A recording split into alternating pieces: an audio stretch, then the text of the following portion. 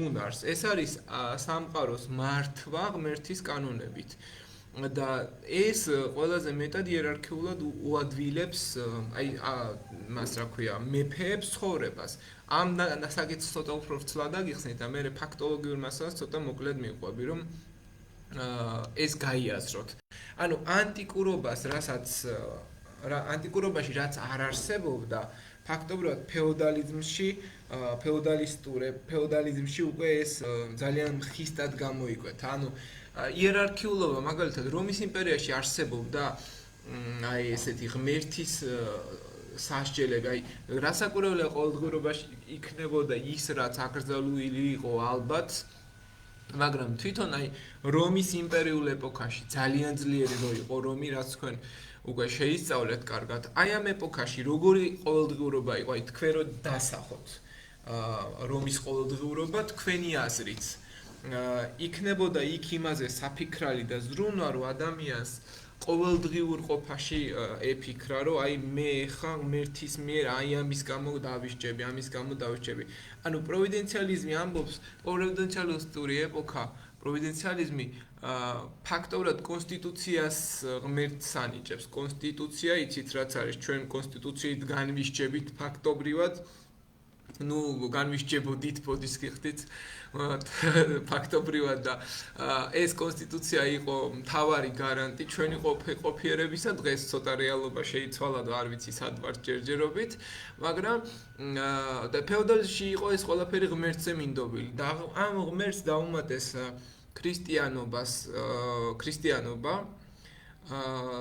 ღმერთის იდეა რასაკურველი ადამიანისთვის თავიდანვე არსებობდა, ეს ჯერ კიდევ როცა ფეტიშიზმი, ტოტემიზმი, ანიმიზმი, შამანიზმი ჩამოყალიბდა და ღმერთი როგორც ასეთი ეს არ არის მაინც და მეც ქრისტესთან დაკავშირებული. ანუ ვიღაც რომელიც ზეცად არის და სადღაც არის და ვიღაც რომელიც რწმენის დონეზე ჩვენ გვეხმარება, ან რაღაცეებს სურვილებს ასრულებს თუ რაღაც ეგეთი უხეშად რომ თქვათ. მაშინაც და ბევრად უფრო ადრეც სანამ ქრისტიანობა და ან სხვა რელიგიები შეიქმნებოდა არსებობდა ეს მათ შორის ეგვიპტეში. და იდეა რომ ქრისტიანობას ანუ მოძღვრებას ღმერთს მოძღვრება დამატებოდა რაღაც განსაკუთრებული განსხვავებული, ეს უკვე ცალკე საკითხია. ანუ ჩვენ რომ მაგალითად მოძღვრება ქრისტიანობა მივიღეთ და მერე ამას ეს ყველაფერი ეკლესიურ ყოველდღიურობაში გადავიტანეთ და ავურიეთ და რაღაცა მერე ეს ყველაფერი პროვიდენციალიზმის სახით გამოიკვეთა ჩვენს ყოველდღიურობაში და ჩვენ ფაქტობრივად მოძღვრების, ეკლესიურობის და კონსტიტუციური ესეთი ყოფის ყოველდღიურობა შექმნით, ამ ყველაფერს დავარქვით მერე ფეოდალიზმი. ანუ ეს იყო თითქმის განსაკუთრებით მე-19 საუკუნეებიდან და ამან გამოიწვია ალბათ და კარგი ინდიკატორი, რომ ფეოდალიზმი იწყებოდა, იყო საეკლესიო კონფლიქტები, სოფლიო საეკლესიო კრებები, რომ ეს იყო ძალაუფლებისთვის ბრძოლა, მიწების გადანაწილების პროცესი, პაპსაც, რომელსაც მაგალითად 32 პარაგრაფში ავხსნით, არ ქონდა მიწა, მოგეხსენებათ, რომი იყო მისი პირვანდელი საყრდენი, მაგრამ ეს რომიც როგორც ასეთი გაქრა, დაეცა 476 წელს და ფაქტობრივად აღმოჩნდა, რომ პაპის ტერიტორია არ არსებობს, ეს რამენა, რომელიც უნდა ყოფილიყო მისი საყრდენი, მხოლოდ მერე გახდა პიპინ მოკლეს მმართველობის პირობებში მისი მთავარი ტერიტორია, რომელსაც ალბათ ის დაეყრდნობოდა. ანუ გამოვიდა, რომ ფეოდალიზმი არის ეპოქა, რომელმაც ადამიანური ცნობიერება აიყვანა და მიანიჭა ღმერთს უფლება, რომ ის მას ებატონა პირდაპირ მასზე. რასაკურველია დღესაც ადამიანების გარკვეული ჯგუფები, მორწმუნეთა ჯგუფები ანიჭებენ ამ შემთხვევაში უფლებას კონკრეტულ მღვდლებს, მათ შორის ღმერთებს სხვადასხვა რელიგიებში, რომ მათ კონდეთ გავლენა მათ ყოველდღიურობაზე და ქრისტიანული მორწმუნე ადამიანი ყოველდღიურობაზე რასაკურველია ის თუ შენს ცხოვრებაში ღმერთია, დიდ როლს ანიჭებს უკვე შენს ყოველდღიურობას როგორი იქნება და შესაბამისად ეს შეიძლება გამოიკვეთოს, მაგრამ ფეოდალიზმის ეს სუფთა პოლიტიკური სისტემა როგორი იყო, რომელიც შუა საუკუნეების ევროპაში გავრცელდა და არა მხოლოდ ევროპაში. სულ სხვანაირი იყო. აი მას ახასიათებდა რამოდენიმე ასე ვთქვათ დეტალი, რომელიც ჩვენ შეგვიძლია განვიხილოთ, მაგალითად, პირველი ეს არის მიწისფლობა, ვასალობა ფაქტობრივად, რაც არ არსებობს როგორც ასეთი რომაულ ეპოქაში, ვასალი, აი ყმა და ასე შემდეგ ესეთი არ არის გამოკვეთილი, მაგრამ არის მონა. აი ეს არის ფეოდალიზმსა და ანტიკურ სამყაროს შორის ალბათ განსხვავება, რომ ღიად მონათა საზოგადოება არსებობს, მონათმფლობელობა, მაგრამ თვითონ რომ იწიაზრებს, რომ ესეთი მონათმფლობელობა დიდხანს კარგად ვერ გრძელდება და იცით რომ რომელი აჯანყება მოხდა, აბა გამახსენეთ. სპარტაკის აჯანყება, მათ შორის ანიკეტის აჯანყება ისწავლეთ კიდევ, რომელიც მონათა აჯანყება, მაგრამ ანიკეტის აჯანყება უფრო სხვა სტილის არის, მაგრამ შეიძლება ამ ჭრილში გავატაროთ. მეორე მნიშვნელოვანი საკითხია სამეურნეო მეურნეობა იწყება, სასოფლო სამეურნეო საკითხი წინ ამოდის, რაც მაგალითად რომაულ ხანაში არ არსებობდა და ეკონომიკა უმთავრესად აგებული ხდება ფეოდალში სოფლის მეურნეობაზე და გლეხები სწორედ ბეგარაზე არიან ორიენტირებული, ან გლეხები იბეგრებიან და ამუშავებენ ფეოდალურ მიწას და მათ გააჩნიათ პირადი ერთგულება, უფლებები, ურთიერთობები ფეოდალსა და ვასალს შორის და ასე ჩამოდის იერარქიულად და ფაქტობრივად ძალაუფლების რაღაცა დანაწილება ხდება, ფრაგმენტაცია ეგრეთ წოდებული, სახელმწიფოებრივი ძალაუფლება ხშირად ფეოდალში დანაწევრებული სახით ხდება და სხვადასხვა ადამიანებზე და იერარქებზე ნაწილდება და სამართლებრივი სისტემაც მთლიანად მოწყობით არის ასეთი. აქედან გამომდინარე, ეს შეგვიძლია მივიღოთ რაღაცა ინდიკატორად, რამაც უნდა გავსაზრდოს და კიდე ერთი განათლების საკითხსაც რო შევეხოთ, ფეოდალიზმში აი ესეთი სქემა მაქვს აქ დახაზული და თუ დაუკვირდებით, აი მარტივად მიხვდებით. ნახეთ, ანტიკურ სამყაროში აზროვნება მიდის ზევით. საბერძნეთი, რომი, ყველგან ეს ვითარდება და რაში გამოიხატა, აბა თქვენი აზრით, რაში გამოიხატა ანტიკური სამყაროს განათლებული რაში გამოიხატება ანტიკური სამყაროს განათლებული საზოგადოება? ვინ არიან ესენი? ვინ იცით? აი მაგალითად, ვინ თქვენ ისწავლეთ? როგორი ფილოსოფოსები ბერძნულ რომაული ეპოქა ხომ არის ანტიკური? დიახ. ფილოსოფოსებს ხომ არ გულისხმობთ არისტოტელეს? ხო, და მათი აზროვნება როგორი იყო? პლატონი. როგორი აზროვნება გქონდათ? აი, ფილოსოფოსები რას ანიჭებდნენ უპირატესობას?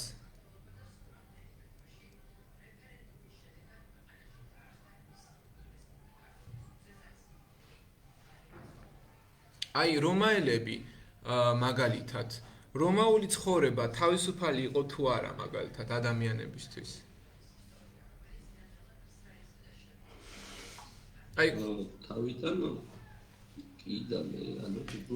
რამ გამოიწვია პირველი საუკუნის რომი გაიხსენეთ ახალ წელს, აი პაქს რომანა, რომაული მშვიდობა, რომაული ოქროს ხანა. როგორი იყო იქაური ყოველდღიურობა? თავისუფალი ადამიანები თქვენ სადმე შეგხვედრიათ თუ არ ჩავთვლით, აი მე-5-15 საუკუნეების არქიტექტურა, კულტურა, მხატვრობა, ჯერ მარტო შეადარეთ ნახატები. ხო?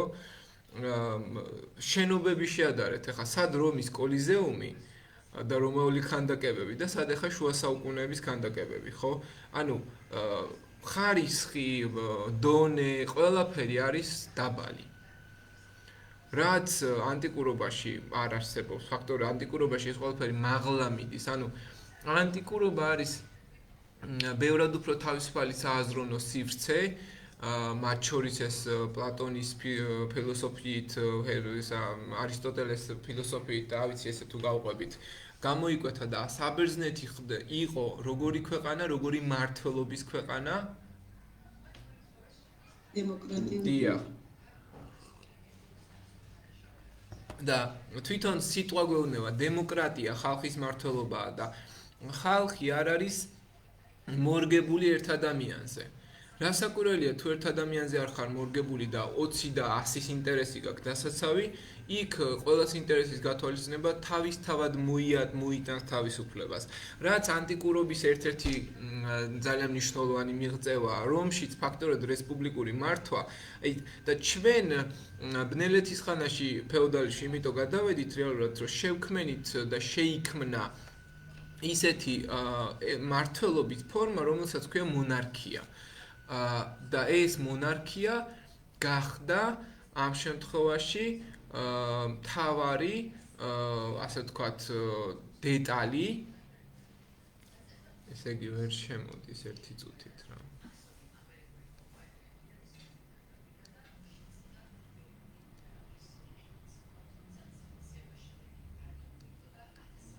ეს მონარქია გახდა ალბათ მთავარი მიზეზი, რატომაც ადამიანმა ვერ მოიპოვა თავისუფლება, იმიტომ რომ მეფე რასაც იტყოდა და ერთი ვიღაცა უვიცი მეფე თუ მოვიდოდა განსაკუთრებით, რასაც ის იტყოდა, იმას უნდა დამორჩილებოდი. ეს იყო მთავარი პრობლემა. ამიტომ შეწყდა განვითარება. ეს არის ალბათ დიქტატურის, ავტოკრატიის და ყველა ერთმართველობის მსგავსი ფორმის მთავარი პრობლემა, რომ ადამიანი წყვეტს განვითარებას. და ამიტომ არის საშიში.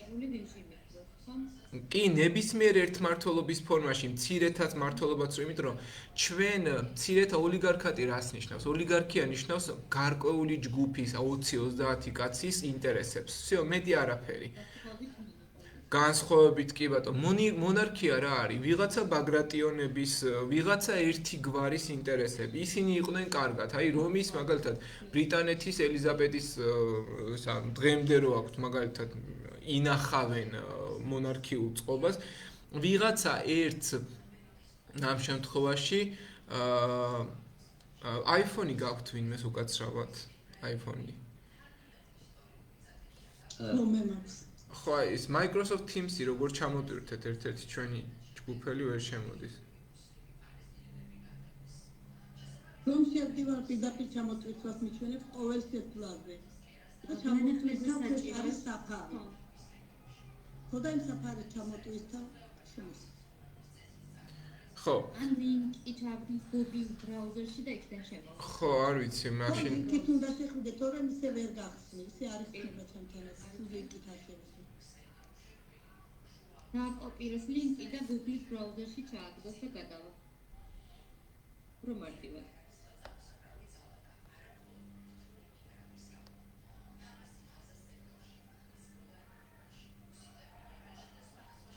ხო და აი ეს მართლობები, სადაც ერთი ადამიანია და ფაქტობრივად ვიღაცა ერთის ინტერესია, რასაკურველია ხა თქვენ ჩემი აზრები შეიძლება ასე მიუყვეთ და გავიაზროთ, მაგრამ თქვენ ჩემი აზრები ხო ყოველთვის არ მოგეწონებათ. და ეს ძალიან ისეთი საკითხი, ანუ მეც და ეს ძალიან ბუნებრივი საკითხია. ყველას ჩვენ ერთმანეთის აზრები თან როცა ეს ეხება ისეთ ყოველდღიურ ყოფას, მართვა გამგებლობას, ვიღაცას ვიღაცის აზრი არ მოეწონება და всё, იქ უკვე რაღაც იწყება. ანუ გამოვიდა რომ კონსტიტუცია არის სამყაროს ერთ-ერთი ყველაზე საუკეთესო მიღწევა, რაღაც საოცარი, რაც არ არსებობდა, შეიძლება ითქვას მანამდე. არ არსებობდა იმ სახით ალბათ როგორც დღეს ჩვენ გვაქვს, რომ კი არსებობდა რაღაც მსგავსი წარმონაქმნები რომის სამართალზე რომ ჩავიდეთ. აი რომის სამართალი, ამიტომ იყო რომის სამართალი არსებობდა, კონსტიტუცია იყო მათი ეს რომის სამართალი და ამის მიხედვით ხდებოდა ყველაფრის განსჯა-გამგებლობა. ღმერთი არის მორალური ცნება უფრო ადამიანური საზოგადოებისა და სამყაროს. ღმერთი ქმნის რაღაც უფრო ადამიანურს, რაც ხშირ შემთხვევაში გვაძლევს სულ სხვანაირ ყოფას. და ეს სხვანაირი ყოფა ძირითადად უფრო ჩაკეტილ არათავისუფალ სივრცეში გამოიხატება, იმიტომ რომ სამწუხაროდ ჩვენ ღმერთი ვაქციეთ რაღაცა არა მართლა იმათ, ვინც უნდა იყოს მისი იდეა, რაც უნდა იყოს. რაღაცა ხშირად ცუდ ბოროტ დამსჯელ ადამიანად თუ ვიღაც ღმერთად, რომელიც ჩვენ გვეჩხუბება რაღაცეების გამო, ხო? და ეს ძალიან ისეთი ხედვაა ამ შემთხვევაში. აი და ფეოდალიზმს ზუსტად ეს აქვს, რომ ღმერთი გეჩხუბება, ღმერთი განადგურებს და დღეს ჩვენ საზოგადოებაში ზუსტად ეს სამაგიეროს გიხდის, აი ღმერთი ჯოჯოხეთში მოგახვედრებს და ეს იდეა, რასაკვირველია, ჩვენ შეიძლება ამაზე ცალკე თეოლოგიურ დისპუტში შევიდეთ, მაგრამ ამას თავი დავანებოთ. იდეა ფეოდალიზმისა ზუსტად ასეთი იყო და შეიძლება ითქვას, რომ პაპობამ და ზოგადად ეკლესიამ ასე დაიჭირა გარკვეული ჯგუფები ფეოდალურ სააზროვნო სივრცეში. და აი ესე მივიღეთ უკვე ჩვენ პროვიდენციალიზმი, აი უფრო მე მგონი კარგად რო გავყვეთ. ეხლა რაც შეეხება დანარჩენ დეტალებს, კარლოს შარლ მარტელი, რომელიც ამ შემთხვევაში იყო პირველი ალბათ მაიორდომი, ბოლო მაჟორდომი, რომელიც ფრანკთა სახელმწიფოს ერთ-ერთი მთავარი გამორჩეული მმართველია და მის დროს მოხდა პირველად ისეთი ბენეფიციუმის მიღება, ეგრეთ წოდებული წყალობის მიღება, რომელიც კონკრეტულ ადამიანს მან მოიფიქრა პირველად, რომ მოდი მე შენ გამოგცემ სერტიფიკატს, სადაც პირობითი და დროებით ფლობელობაში ეწერება, რომ შენ მე ეს ტერიტორია მოგეცი ასე დროებით და შენ მართე, ოღონდ შენ გარკვეული ფული უნდა გადამიხადო.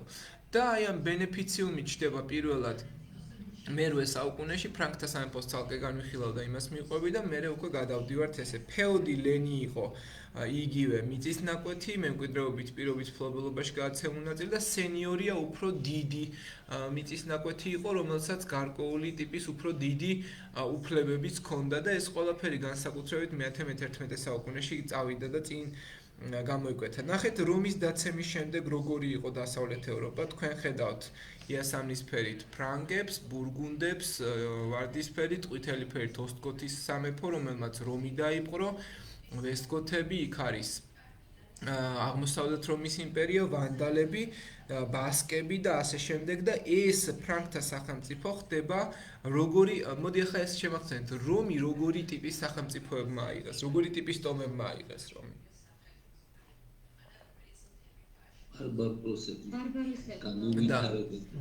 განუვითარებელმა სახელმწიფომ ცივილიზაცია არ არსებობდა, ძირითადად რაღაცა გამყრობლური წარსებული.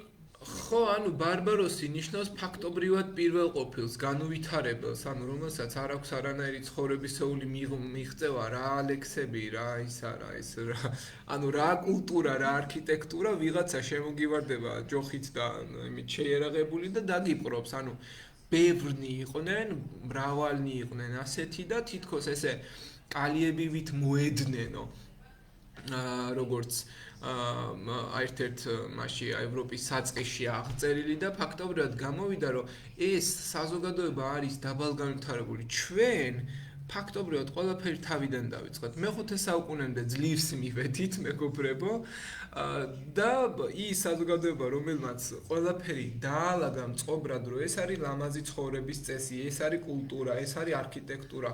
რომი რო დღეს არის რაღაცა საოცნებო ადგილი სამგზავროდ და რატო მიდიხართ რომში, წადით ბანგლადეშში. ხო?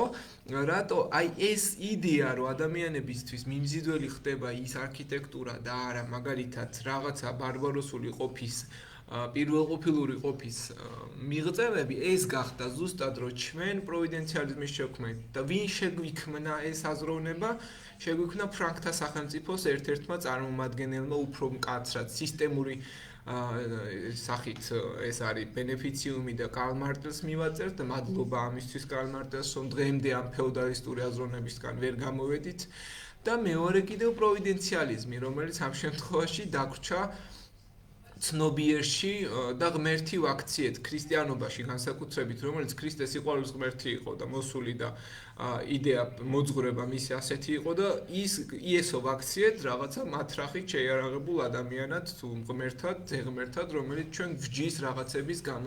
ეს ცალკე საკითხია, ამაზე დროებით არ განვავრცობ. მერე ამ ყველაფრის კიდევ უფრო ვრცელი განვითარება იყო ამ შემთხვევაში კაპიტულარი და კაპიტულარი გახდა ალბათ 808 წელს რაც იყო მიღებული ყველაზე უფრო დიდი დოკუმენტი და მნიშვნელოვანი დოკუმენტი და სწორედ ამ დოკუმენტმა ჩვენ მოგცა მართლობის სხვა ფორმა და ისეთი ფორმა მოგცა, რომელიც ალბათ მანამდე არ არსებობდა და ეს იყო ძალიან ისეთი რთული სისტემური ნაბიჯი, რაც უკვე ამ შემთხვევაში დაკავშირებულია კარლომანთან და მან, ანუ კარლოს დიდთან და მან შექმნა და გამოსცა უფრო დიდი გადადგა უფრო დიდი ნაბიჯი ფეოდალიზმის ჩამოყალიბების მიმართულებით და მან თქვა რომ მოდი გლეხი პირდაპირ მივამაგროთ მიწას, აღარ გვჭირდება გლეხი სამხედრო სამსახურში, ეგ ძალიან იშვიათ შემთხვევებში დაუტოვა და ჯარში მხოლოდ ის მიდიოდა, ვისაც მიწა ჰქონდა. და ფაქტობრივად გლეხი იგივე მონად აქცია. უბრალოდ მას ერთადერთი რაც ჩვენ შეიძლება გამოვკვეთოთ, ჰქონდა მიწა, რომელსაც იგი ამუშავებდა და აი ამ ყველა დეტალზე ყველა დეტალის გათვალისწინებით გლეხი გახდა, რა ვიცი, მონა ადექი დილით, წადი მიწაზე და ამუშავე, აიღე მოსავალი, გადაუხადე ბეგარა. ეს არის შენი საქმე, რა წიგნია, ანუ რა განვითარება, არაფერი. იშვიათ შემთხვევებში თუ ადამიანი იჭერდა დაიბადებოდა, რაღაცას მოახერხებდა და ისწავლიდა, იმიტომ რომ გლეხებს იცით, რომ ძირითადად შეხებლობა არ ჰქონდათ და ასე იყო ფაქტობრივად ის, რაც იყო ფეოდალიზმში. და ფეოდი უპირისპირდება სენიორიას, ასეთი იყო ფეოდალური მამული, ნახეთ და უკვე გამოყვეს კედლით, კედლის შიგნით მეფე ცხოვრობს, კედლის გარეთ გლეხობა და სოფლად ცხოვრობენ საერთოდ სხვა საზოგადოება და ეს ყველაფერი ჩვენ შეგვიძლია დავყოთ საბატონო და საგლეხო მიწებად და საბატონო და საგლეხო მიწები იყვნენ უკვე პირობითად ჩაშლილი ისეთი ნაწილები, რომელიც პირდაპირ ასოცირდებოდა, რომ შენ აუცილებლად დაუცველ მიწაზე უნდა გეცხოვრა და საბატონო მიწაზე უკვე მარტო ბატონი იქნებოდა. ბატონი ვერ გახდებოდი, ანუ შენ ვერ მოახერხებდი ესე ბატონი ხომ მაღალი ფენის წარმომადგენელი, როგორიც დაიბადებოდი, ისეთი ხდებოდი და დღეს ვიღაცა კობახიძეს და ღარიბაშვილს გაუმართლებს და შეიძლება უთხრათ სახელმწიფო სათავეში მოექცეს და მაგალითად ფეხბურთელი გახდეს პრეზიდენტი, როგორც ასეთი და მე ესეთი რაღაც ფაქტობრივად ფეოდალიზმში შეუძლებელი იყო და ალბათ ჯობდა ფეოდალიზმი დაგვეტოვა მეგობრებო, ჩემი ღრმა რწმენით, იმიტომ რომ ეხლა თქვენ მაგალითად ძალიან არათანაბარ მდგომარეობაში აღმოჩნდით, ხო? ანუ ჩამოყალიბდა საზოგადოების ის ჯგუფი, რომელსაც ხო, აი ეგეც საკითხავია. იქნებ თქვენც რაღაცა მოტივები გაქვთ და ფეხბურთელობას ხوار გინდათ რომ გაყვეთ მაინც. მეომარ მიწათმფლობელებთა ჯგუფი და დამოკიდებული გლეხები, რომელიც იყო ეს ორი საზოგადოება. და ჩემი ალბათ ყველაზე საყვარელი თემა, სასულიერო წოდება, რასაც კვირვულია ზედაპირულად შევეხები და არ ჩავყვები დეტალებს, იმიტომ რომ აქ იმალება ისეთი მიმზიდველი რაღაცეები, რაც ამ შემთხვევაში ვერ ცვლის და ვერ ქმნის სრულიად ახალ სხვანაირ ხედვებს, რომელიც ადამიანისთვის რამე საინტერესო თუ არის, ეს პაპი მივა და всё გააქრობს იქიდან, შენ ვისე ნაკლები ვინ ხარ, შენ მე რომ შენზე წინ რომ მიდიხარ. რამე საინტერესო ნიჭი თუ გაგეტყვის, რომ ეგ უფლისთვის არ შეიძლება ქრისტესთვის მიუღებელია. და ამასთან დაკავშირებით არსებობს ესეთი ანეკდოტი და ყოველთვის ყვები ხოლმე ამ ანეკდოტს, პაპი ხვდება ძალიან ლამაზ ქალს შუა საუკუნეებში და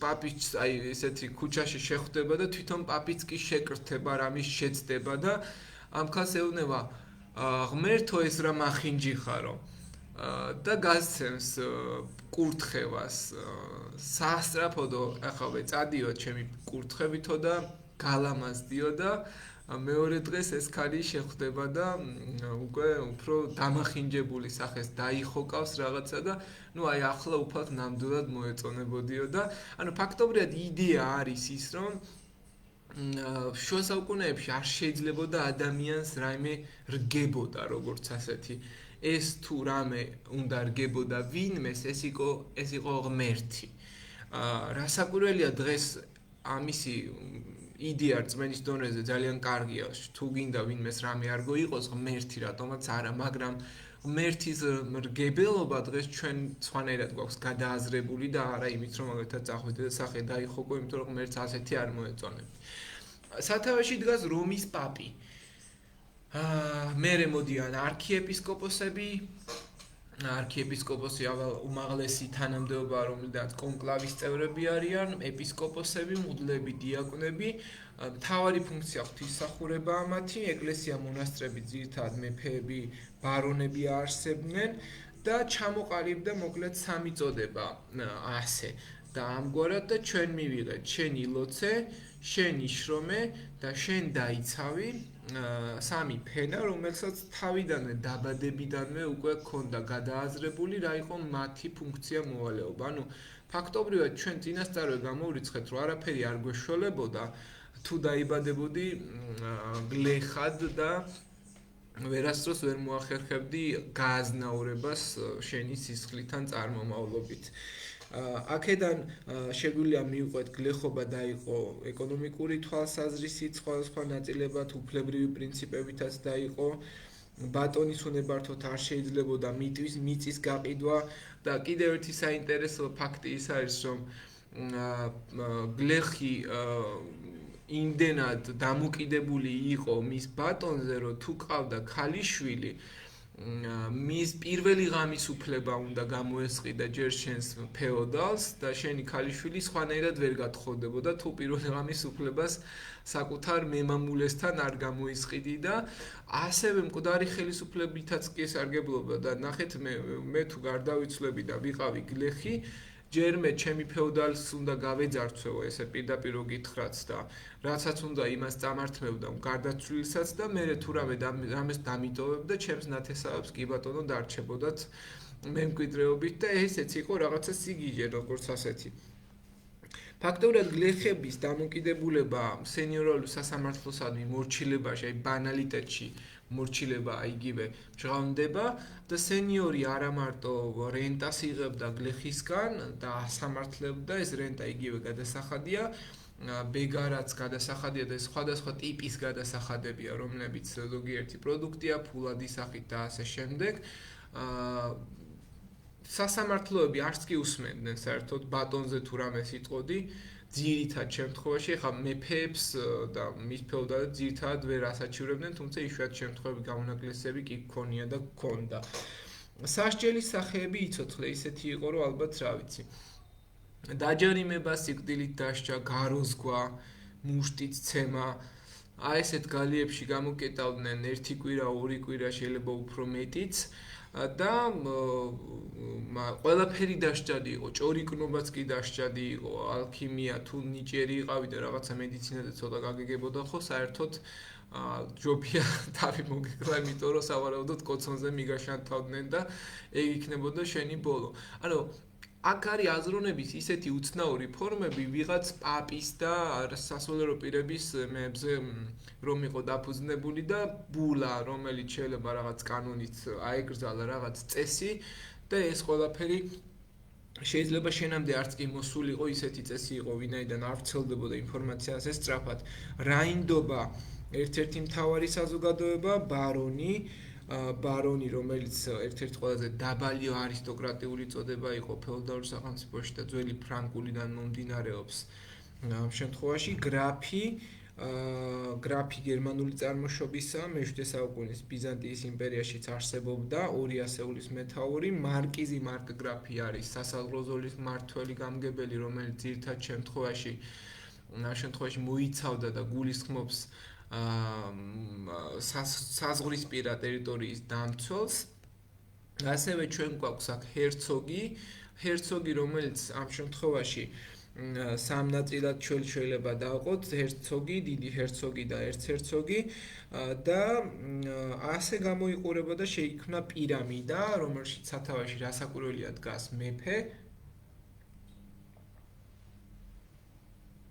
უფრო ქვედა კიბეზე არიან ვასალები, მეფის, ჯარი და არისტოკრატია, მერე რაინდობა, ჯარი, არმია და ყველაზე დაბალი ფენა არის ვაჭრები და ბოლოს გლეხობა, რომელიც მთლიანად დამოკიდებული და დაქვემდებარებულია მეფეზე.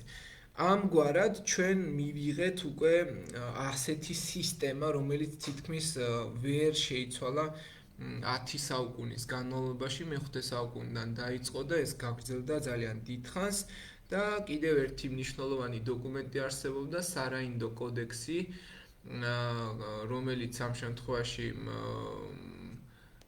არსებობს უშუალოდ ფეოდალურ სამყაროში და რაინდულ წესწყობილებას აბალანსებს, როგორი მართვა გამგებლობა უნდა ქონოდათ, რა უფლებები ვის მიმართ და რაინდი ზოგადად რაღაცა მარტივად რო აგიხსნათ რაღაცა ვაჟკაცის ქართული ტერმინის შესატყვისია დაახლოებით, როგორი უნდა იყოს რაინდი, რომ დაცემულს არ უნდა ებრძოლოს, უნდა ადგეს და რაღაც ესეთი. საბოლოო ჯამში ეს სარაინდო კოდექსი ძალიან დიდ როლს თამაშობს ზოგადად მაშინდელი საზოგადოების სიმართლე გითხრათ ბალანსში, იმიტომ რომ იმდენად ქაოსური საზოგადოება არსებობდა, რომ ეს სარაინდო კოდექსი ერთ-ერთი ალბათ კარგი ნათელი გამონათება იყო ამისი. ეხლა რაც შეეხება უკვე დანარჩენ დეტალებს, რაც ჩვენ შეგვიძლია გამოვყოთ, აი აქ თქვენ ხედავთ ამ ფრანკთა სამეფოზეც გადავაბავ რაღაცნაირად და განვაგრძობ ამ დეტალებს. ფეოდალიზმზე ვისაუბრე, ეს არის ფეოდალური ფიცი მე-13 საუკუნეში, რომელიც არსებობდა. აქ არის საზოგადოების განაწილება როგორ ხდებოდა. მე ვარ მეფე, მე ვარ ფეოდალი, ჰერცოგი, გრაფი, ბარონი, მე ვარ ეპისკოპოსი, მე ვარ გლეხი. აქ დამატებული, აი ფაქტობრივად ფეოდალი და ეპისკოპოსი თქვენ შენ იბრძოლეშია გამოკვეთილი, მაგრამ აქ 4 ფენად არის ამ შემთხვევაში ჩამოყალიბებული ეს საზოგადოება, რომელიც სტრუქტურირებულია. კაპიტულარი, აი მაგალითად, რაც გამოსცა კარლოს დიდმა, თუ ვინმეს მოუნდება რომ უარი თქვას თავის სენიორზე და გაათავისუფლდეს მისი ბატონისგან, მან უნდა დაამტკიცოს ბატონის მიერ მის მიმართ ჩადენილი დანაშაულები, მაგალითად, სცადა ვასალის უკანონო დაქვეითება და მონადგცევა.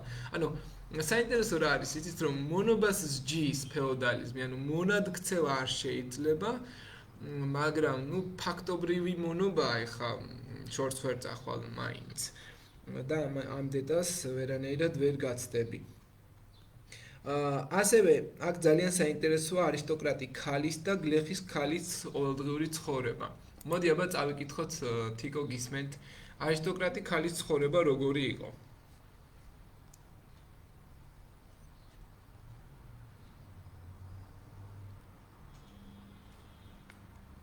კარგი, თიკო აქ არ არის, აბა გიგა წაიკითხეთ მაშინ. დილი 7 საათზე დგება და კითხულობს დილის ლოცვებს. მერე იბანავებს, ჩაიცვამს და ისაუზნებს. შემდეგ კი გაემართება სამლოცველოში. ამის შემდეგ სადილობს შიქაღვინით და საუბრობს სხვათა საქმეების შესახებ. შემდეგ მიდის საძინებელ ოთახში, რათა ცოტა ხნით დაისვენოს ან დაიძინოს. მერე ისევ ეკლესიაში მიდის საღამოს მსახურებაზე. ამის მერე ვახშმობს ოჯახის წევრებთან ერთად. ისვენებს ერთობას საღამოს 8 საათისთვის ისევ ლოცვას კითხულობს და მალევე იძინებს. დიახ. რაც შეეხება გლეხის ქალის ცხოვრებას, გისმენთ ნინო? ხმა გაქვთ გათიშული? რაღაცა იმალოს და ამ ყოველდღიური არისტოკრატი ქალის ცხოვრება მომინდა ისეთი არის ჩვენი სტრესული რიტმის ფონზე. კარგით, დავიკითხავ და მე ვიმსჯელოთ. დილით ადრე დგება, დილიდანვე იწყება შრომა. ჯერ ძროხებს მოწოლის, გაუშვებს მინდორში, რძისგან ამზადებს ყველს, ყარაკს, ქათმებს, ბატებს, აძლევს საკენს. შემდეგ იწყებს ოჯახის სხვა საქმეებს, ამზადებს საუზმეს ბავშვებისთვის და მერე სახლს ალვარგებს, რეცხავს ტანსაცმელს, ჭურჭელს, აწყობს ყურს, შეჩავს მატყლს და მისგან ამზადებს შალის ძაბს, მთელი დღის განმავლობაში თვალყურს ადევნებს საოჯახო საქმეებს. ეს გლეხის ყოველდღიურობა. ეს არის გლეხი ქალის ყოველდღიურობა და არსებობს სარაინდო წესებიც, აი მაგალითად რაინდი როგორი უნდა ყოფილიყო, 7-8 წლის ასაკში იგი პაჟად უნდა კურთხეულიყო, 12 წლის ასაკში პაჟი უკვე რაინდის პირადი მსახური საჭურველ მტირთელი მეაბჯრე ხდებოდა, 20 წლის ასაკში მიაღწევდა თავს გამოიჩენდა ბრძოლაში, რაინდულ ტურნირში, დანარჩენი რაინდები დაარწმუნდებოდნენ, რომ იგი რაინდთა საზოგადოების წევრობის ღირსი იყო, რაინდა დაკურთხებდნენ უკვე ბოლოს 20 წლის ასაკში. და ჭეშმარიტი რაინდის ცნებები, ყოველდღე ილოცო, მოისმინო წირვა, ქრისტეს ნებათა მოსახსენებლად, გაბედულად იბრძოლო სარწმუნოებისთვის, დაიცვა წმინდა ეკლესია დაიცვა ქვრივები, ობლები ყველა გაჭირვებული, არ იომო უსამართლო ომში და არ შეასრულო უკეთური დავალებები და ასე შემდეგ. და შუა საუკუნეების საზოგადოება იყო 4 ძირითად ქცევაზე დაფუძნებული. წმენა, უკეთური დავალებები რას გულისხმობდა? აი უსამართლო, მაგალითად მოკალი აი ეს ადამიანი, რომელიც უდანაშაულოა.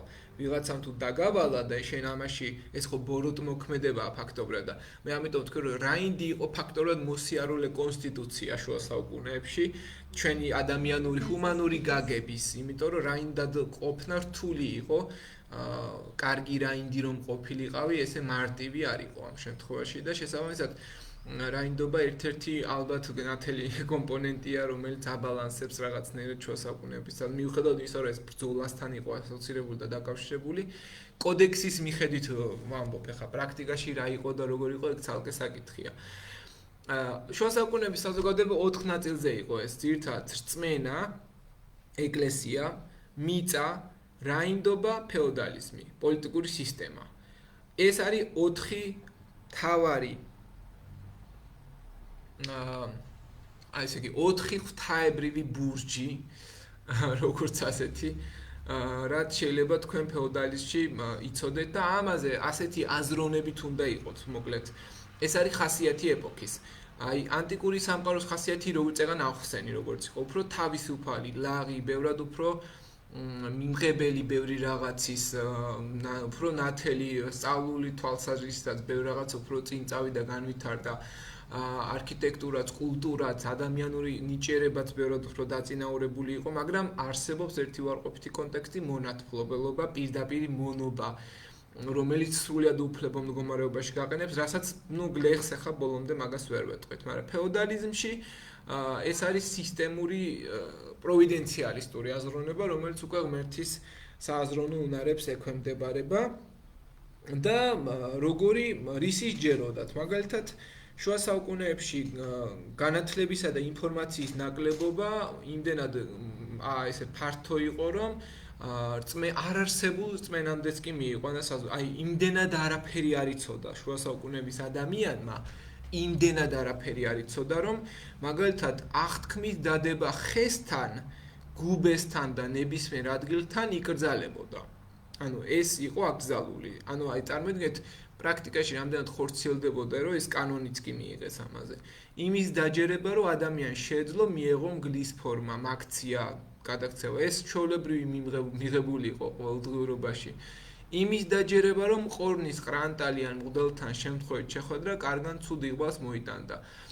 მოკლედ, ეს ყოველდღიურობა ცრუ რწმენებს, რო ვეძახით დღეს ჩვენ, ეს ეკლესიამ გაფილტრა, მოგეხსენებათ, აი ეს ცრუ რწმენების ცალკე დასტა არსებობს საქართველოში, იმდენი ცრუ რწმენაა, რომ ალბათ 3 ტომეული კი არა, 10 ტომეული დაიწერება ალბათ და შესაბამისად ეს ცრუ რწმენები შუა საუკუნეებიდან არის ნაკვები და ბავშვები. ბავშვები როგორები იყვნენ? შიშარა როგორც ბავშვი, ცელქი და მავნებელი. თავიდან ესეთი იყო ბავშვი შუა საუკუნეების აღქმაში. ბავშვი უნდა ცელქობდეს, ეშინოდეს, ცელქი იყოს, მავნებელი რაღაცა, მაგრამ მე შეიცვალა მისი ხატება და მე-13 საუკუნეში ბავშვი ხდება ანგელოზი. პირველად ესეთი ნახატი გაჩნდა მე-13 საუკუნეში, რომ ბავშვი სიქსტის მადონას რაფაელს აქვს დახატული, ანგელოზად აქვს ყავს წარმოდგენილი და ბავშვი უფრო ანგელოზი ხდება და მანკიერი რაღაცა სუფთა გულის, რომელიც ჯერ არ არის ისეთი, რაც მაგალითად თავიდან არ არსებობდა. კარგით, მოკლედ ეს არის ზოგადად რაც მინდოდა მეთქვა. ახლა გაჩვენებთ რამოდენიმე საინტერესო 3 წუთიან ფილმებს და მერე უკვე გადავიდეთ შემდგომ საკითხზე. რამე კითხვები თუ გაქვთ? აცრავად, მე მაქვს ერთი კითხვა, მოგრძალებულად ვიკითხავ ალბათ. არა, მოგრძალებულად არ ვკითხულობთ აქ ფეოდალისტური აზროვნებიდან გავთავისუფლდი, თავისუფლად იკითხეთ როგორც კი. კი, შესაძლოა ნეგატიური პასუხი მივიღო და ეგეც გასაგები იქნება. კი ბატონო. ეს პრეზენტაციები, რასაც თქვენ გვაჩვენებთ, შალო, აი ესე რაღაცა მოხაზული რუკების მოკლედ რუკებით ყველანაირად თქვენი დამუშავებულად ხარია. ამის გაზიარება ხომ შეიძლება, რაღაცა მოკლე კონსპექტივით ჩანს ეს თქვენი აღწერა და თან ძალიან კარგი აქცენტებია. მე პერსონალურად ალბათ თქვენია და შეიძლება უარი მიმიღო და ესეც მე. არა, უარს არ მიიღებთ, თქვენ ამიტომ ხართ აქ, რომ ყველაფერი თქვენია, ფაქტობრივად თქვენ მე მიიყიდეთ, მარტივად რომ ვთქვათ და დაქირავებული ვარ მე, ამიტომ ყველაფერი რასაც კი ხედავთ, ეს რესურსი თქვენთვის, ანუ რასაკვირველია ჩემი მოსწავლეების პრივილეგია იქ არის რომ გაზიარდება და ამ ყველაფერთან თქვენ გექნებათ მაქსიმალური წვდომა. თუ რა თქმა უნდა გამოიყენებთ, იმიტომ რომ ძირითადად მოგწერდით თუ შეიძლება და აი თუნდაც წინა მასალა, რაზეც მე არ ვიყავი. მე ისა თქვენ როგორ მოგმართოთ სახელი დიდი ბოდიში? ნინო. ყველაფერს ჩაგიგდებთ მე. აი გაკვეთილის ბოლოს დარჩით და ყველა დეტალს აგიხსნით. ეს ხო თქვენ პირველ გაკვეთილია. კარგი, მოდი მივყვეთ ახლა. პირველი არ არის, ორჯერ ვიყავი სულ. დაისწარით წინაზეც? ხო, არ მახსოვს. ლექციაზე ვარ დასწრებული, სემინარი არ არის. კი ბატონო. ერთი წუთი აქ რატო არ ჩამოდის?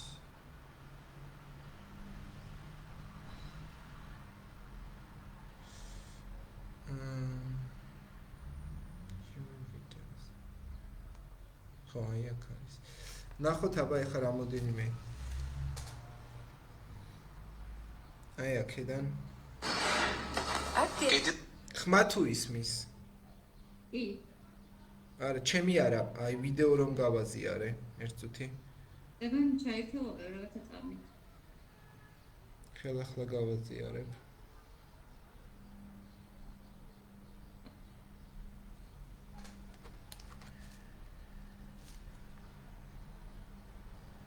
ლონჩი საფრანგეთში მეცნიერები ცდილობენ უკეთ გაიგონ როგორ შენდებოდა შუა საუკუნეების ციხესიმაგრეები. ისინი ნულიდან აშენებენ ერთ ციხეს, მხოლოდ იმდროინდელი იარაღებითა და მასალებით. ეს არის 25 წლიანი პროექტი, მსოფლიოში ყველაზე დიდი არქეოლოგიური ექსპერიმენტი.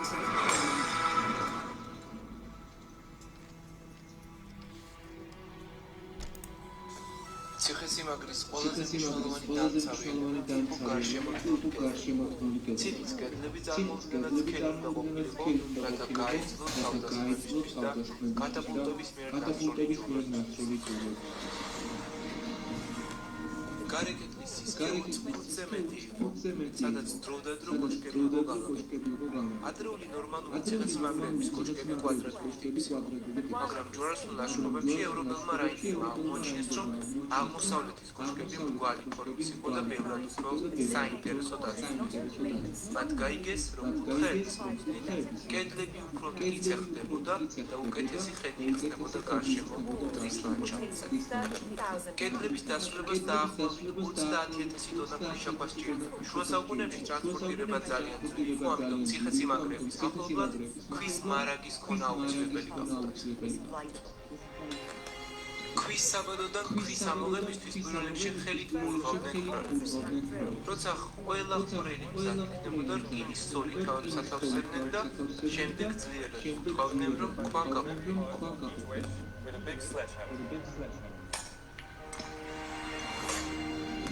ამგვარად ქვა იყოფოდა გამოსაყენებლად ბლოკებად, რომლებიც გადაზიდული იყო ცხენებისა და ადამიანების ძალის დახმარებით.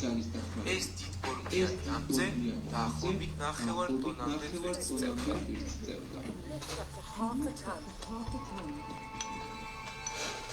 კედლების შენდება როგორც სენდვიჩი, გარე მხარეს უკეთესი ხარისხის ქვები დგება, ხოლო შიდა მხარეს რბილი ქვები და ქვის ნარჩენები.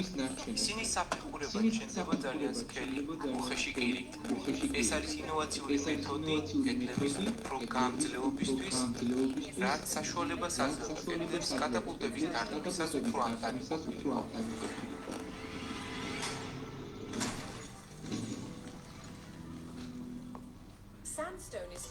ქვიშაქვა ზედმეტად მყარია და მისი გამოყენება რთულია ფანჯრების, ბოლტებისა და კიბეების ამოსაყენად.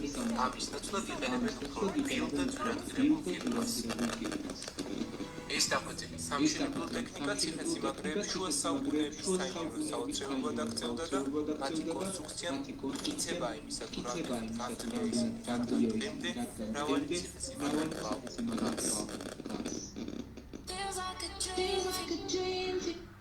ეს იყო შუა საუკუნეების ციხესიმაგრეები. ეხლა გადავიდეთ ნადირობაზე, როგორ ნადირობდნენ. ნორმანების ბატონობის ისტორიაში გამოირჩევა მათ მიერ აგებული მასიური ციხესიმაგრეებითა და ახალი კანონების ჩათვლით. თუმცა ერთ-ერთმა გადაცემამ ნადირობამ ასე მნიშვნელოვანი გავლენა მოახდინა მათზე. ნორმანს იდებულებს როგორც ქალებს ისე მამაკაცებს დიდი ინტერესი ჰქონდათ მტაცებელი ნადირობებით, რასაც ბაზირობდნენ. სანადირო ტერიტორიაზე საცხოვრებლ ნორმალმა ძეგლის საკუთარ ტერიტორიაში აიღეს უბრალო ხალხს.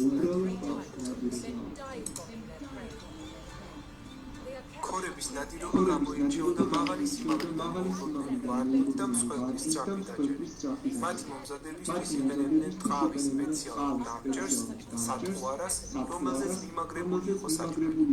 ეს ფრინველები ძირითადად ნადირობდნენ სხვა ფრინველებზე, როგორებიცაა ჯვარი და აზანი. ნადირობის დროს ქორს ხშირად თავისი მსხვერპლის შორმანძილზე ჰქონდა, ამიტომ მხედრები მას ცხენებით იმოყვებოდნენ, რათა ნადირობის პროცესის მოწმობა.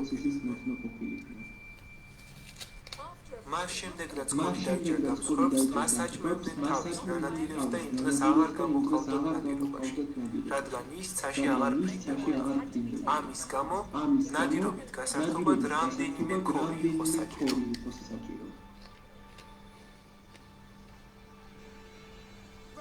ქორებს აღიზიანებდა ცხენი ტრანსპორტირება, ამიტომ მათ სპეციალურ ჩარჩოზე, კეჩზე ათავსებდნენ.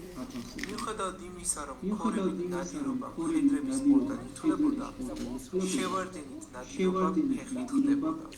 შევარდენი ქორებისგან განსხვავებით ნადირობდა გარშემო ფრთებად თავიანთ მსხვერპლს, პირდაპირ მიმართულებით იხმარებოდა ხშირად დაბალ სიმაღლეზე და ტყიანად.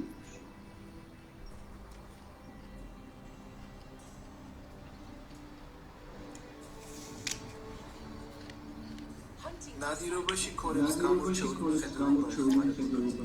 როცა ისინი არ ნადირობდნენ, მათ თვალებზე ტყავის ნიღაბს აყავებდნენ, რაც სიმშვიდის შენარჩუნებაში ეხმარებოდათ და ზედმეტი აღებების განიცდიდნენ. ცის ბრძანებლების პრობლემაში. ქორები და შევარდენები ძალაუფლებისა სტატუსის სიმბოლოებად ითვლებოდნენ და ნორმალური იდენტობის განყოფილი ნაწილი. ესეც ეს ყველაზე საყვარელი სერიაა. რაც შეეხება კატაპულტს. კატაპულტი იყო შუა საუკუნეების მთავარი ტანკი, საბრძოლო იარაღი, რომელიც ლოცატყორს რომელიც გახდათ მეფე ყველა საალყო. კატაპულტი შეეძლო ციხის კედლების დამხობა შორი მანძილით.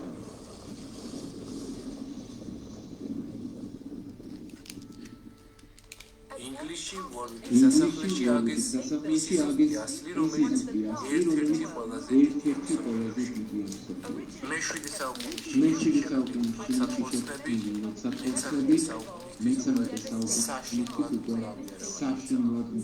ერთი შეხედვით მარტივი დიზაინი მას რამდენიმე ძირითადი მახასიათებელი და მეორე ბოლოს გასამართად და გადასახადა დემსიტო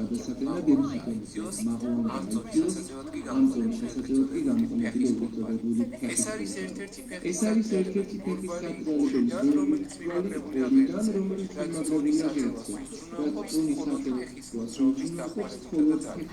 მნიშვნელოვანია რომ გასათვალისწინებელს ბოლო რაც შეიძლება შორს და ქვემოთ იყოს ბერკეტის ამბოლო მაქსიმალური სისწრაფის მოძრაობს და როდესაც ექტორს და როდესაც ბერკეტის ამბოლოს მაქსიმალურად შორს გაისვრის და მაქსიმალურად შორს გაისვრის და მაქსიმალურად ეს რომ მოხდეს საჭიროა მექანიზმის ფერзі მოხერხებულად მიმაგრებული და მიახლოებული როდის გასასვლელად საწყორის დროსი გამოიხატება როდესაც პროცესი გამოდება ეს ამარტივი მოძრაობა რაც ლოდის სიჩქარის ფერად არის საწყორის ამ კატაპულტებს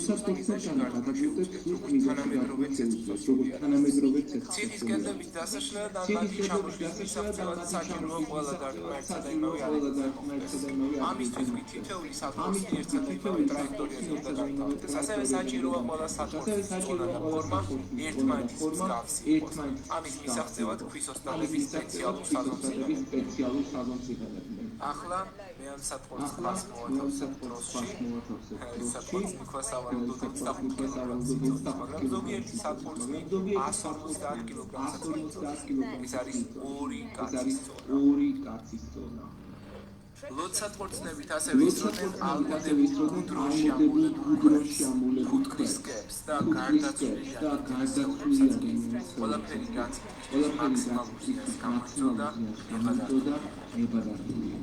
მოისმინეთ ეს ხმა? ეს იყო ლოცსატყორცნის სასიკვდილო კომუნიკაცია და სიზუსტის რომელმაც შუა საუკუნის ერთადერთი დამანგრეველი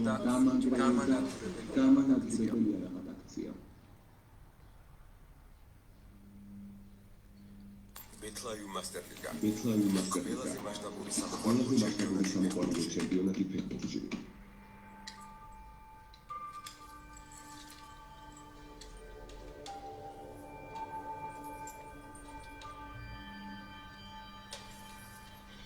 ათასასი წლის შუა საუკუნეების რაინდი თავიდან ფეხებამდე ჯაჭვის აბჯრით იყო დაფარული.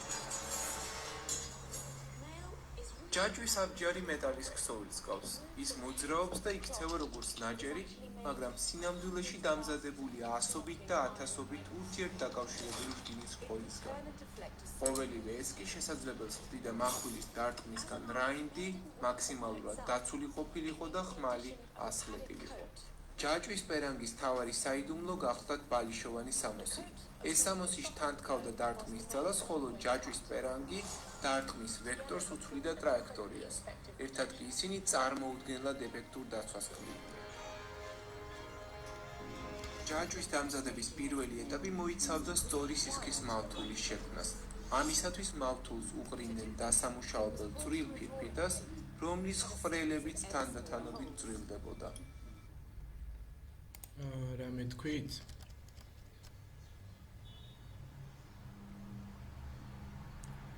გონი ნინოს რაღაც ხმა იყო, კარგი გამოგცეთ. ეს გრძელდებოდა მანამ, სანამ არ მიიღებოდა სასურველი მავთულის სისქე. წრეების დასამზადებლად მავთული ხვეულად ეხვეოდა, შემდეგ კი მრგვალდებოდა და იკვრებოდა გოლებად.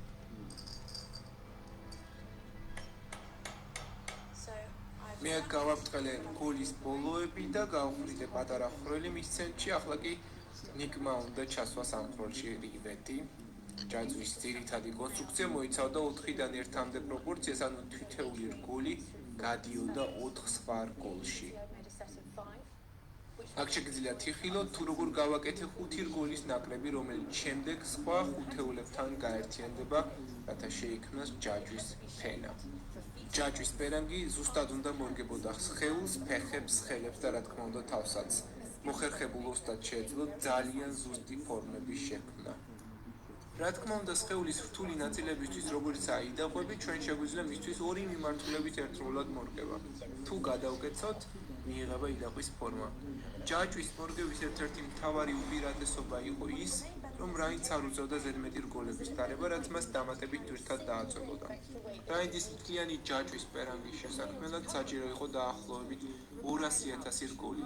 მაღალი სტატუსის რაინდებს თავიანთი ჯაჭვის ოქროთი ქონათ გაფორმებული, მაგრამ რაც მთავარია, ის უნდა ყოფილიყო ფუნქციური. ჯაჭვის აბჯრით, ფარითა და ჩაფხუტით აღჭურვილი რაინდი მზად იყო იმ დროის იარაღებთან შესახვედრად. მაშასე ომი იწყება.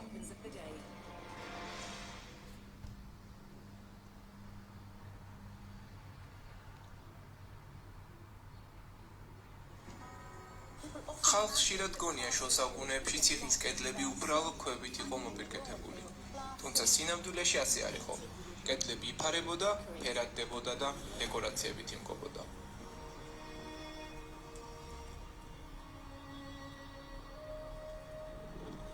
მთავარი ნაბიჯი შუა საუკუნეების საღებავის მომზადებაში იწყება კარიერში. ეს არის ქვიშაქვა, რომელსაც ძალიან მაღალი რკინის შემცველობა აქვს. ასეთ ქვებში გვხვდება ღარიბი ოქრა, რკინის ოქსიდი, რომელიც ჯანგის მსგავსია და შუა საუკუნეების საღებავების ძირითადი ინგრედიენტია. პირველი ნაბიჯი არის ოქრას დაბქვა წვრილი ფხვნილის სახით. რაც უფრო წვრილია საღებავში ნაწილაკები, მით უკეთესი იქნება საღებავის ხარისხი. დაბქვის შემდეგ ამ ფხვნილში წყალი ემატება და ნარევის ქვემოთ ილექება და ნელ-ნელა გამოიცრება. რეალურად ამ პროცესში ყველაფერი პირიქით ხდება.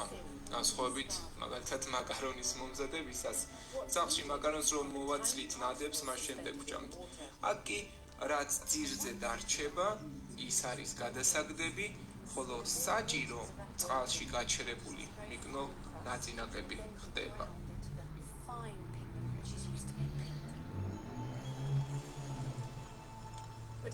როდესაც ნარევი შრება, რჩება ასეთი წვრილი კრისტალური ფენა, რომელიც შემდეგ კვლავ იმქვება, რათა მიიღონ იმ ფერის საღებავი, რაც სასურველია, მაგრამ ოქრას ფერების პალიტრა ამით არ სრულდება. თუ ოქრას გავაცხელებს, ნამდვილი სასწაული ხდება, ყვითელი ოქრა წითლად გადაიქცევა, ხოლო უფრო ხანგრძლივად გაცხელებადი 72 საათის განმავლობაში თუ 1000 გრადუს ტემპერატურაზე გავაცხელებთ, წარმოქმნის ფერების სრულ სპექტრს, მათ შორის წარმოუდგენელ იისფერს. იმისათვის რომ პიგმენტი საღებავად ვაქციოთ, მას ემატება კვერცხი და ხის ფისი. მთავარ მოტივად შუა საუკუნეებში ხშირად გვხვდებოდა ქვებისა და ვარდების გამოსახულებები. ასეთ დეკორაციებში კედლებს ხატავდნენ ისე, რომ გამოიყურებოდნენ როგორც დამუშავებული ქვის ბლოკები, რომელთა მორთვაც 5-ფურცლიანი ყვავილებით იყო შესაძლებელი. ასე რომ შუა საუკუნეების ციხეები რეალურად ძალიან შორს იყვნენ იმდენი წარმოდგენებისაგან, რომელიც დღეს გვაქვს მათზე, ისინი სავსე იყო ფერებით, სინათლითა და მოხატულობით.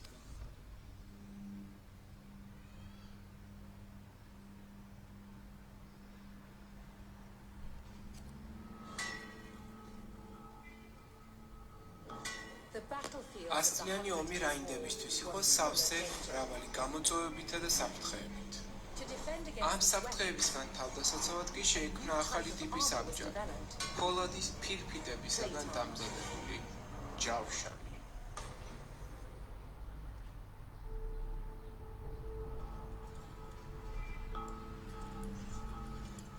ფირფიტოვანი ჯავშანი იცავდა რაინდის სხეულს, მოძრავი მოხერხებული თავდაცვითი რკინის ფილებით.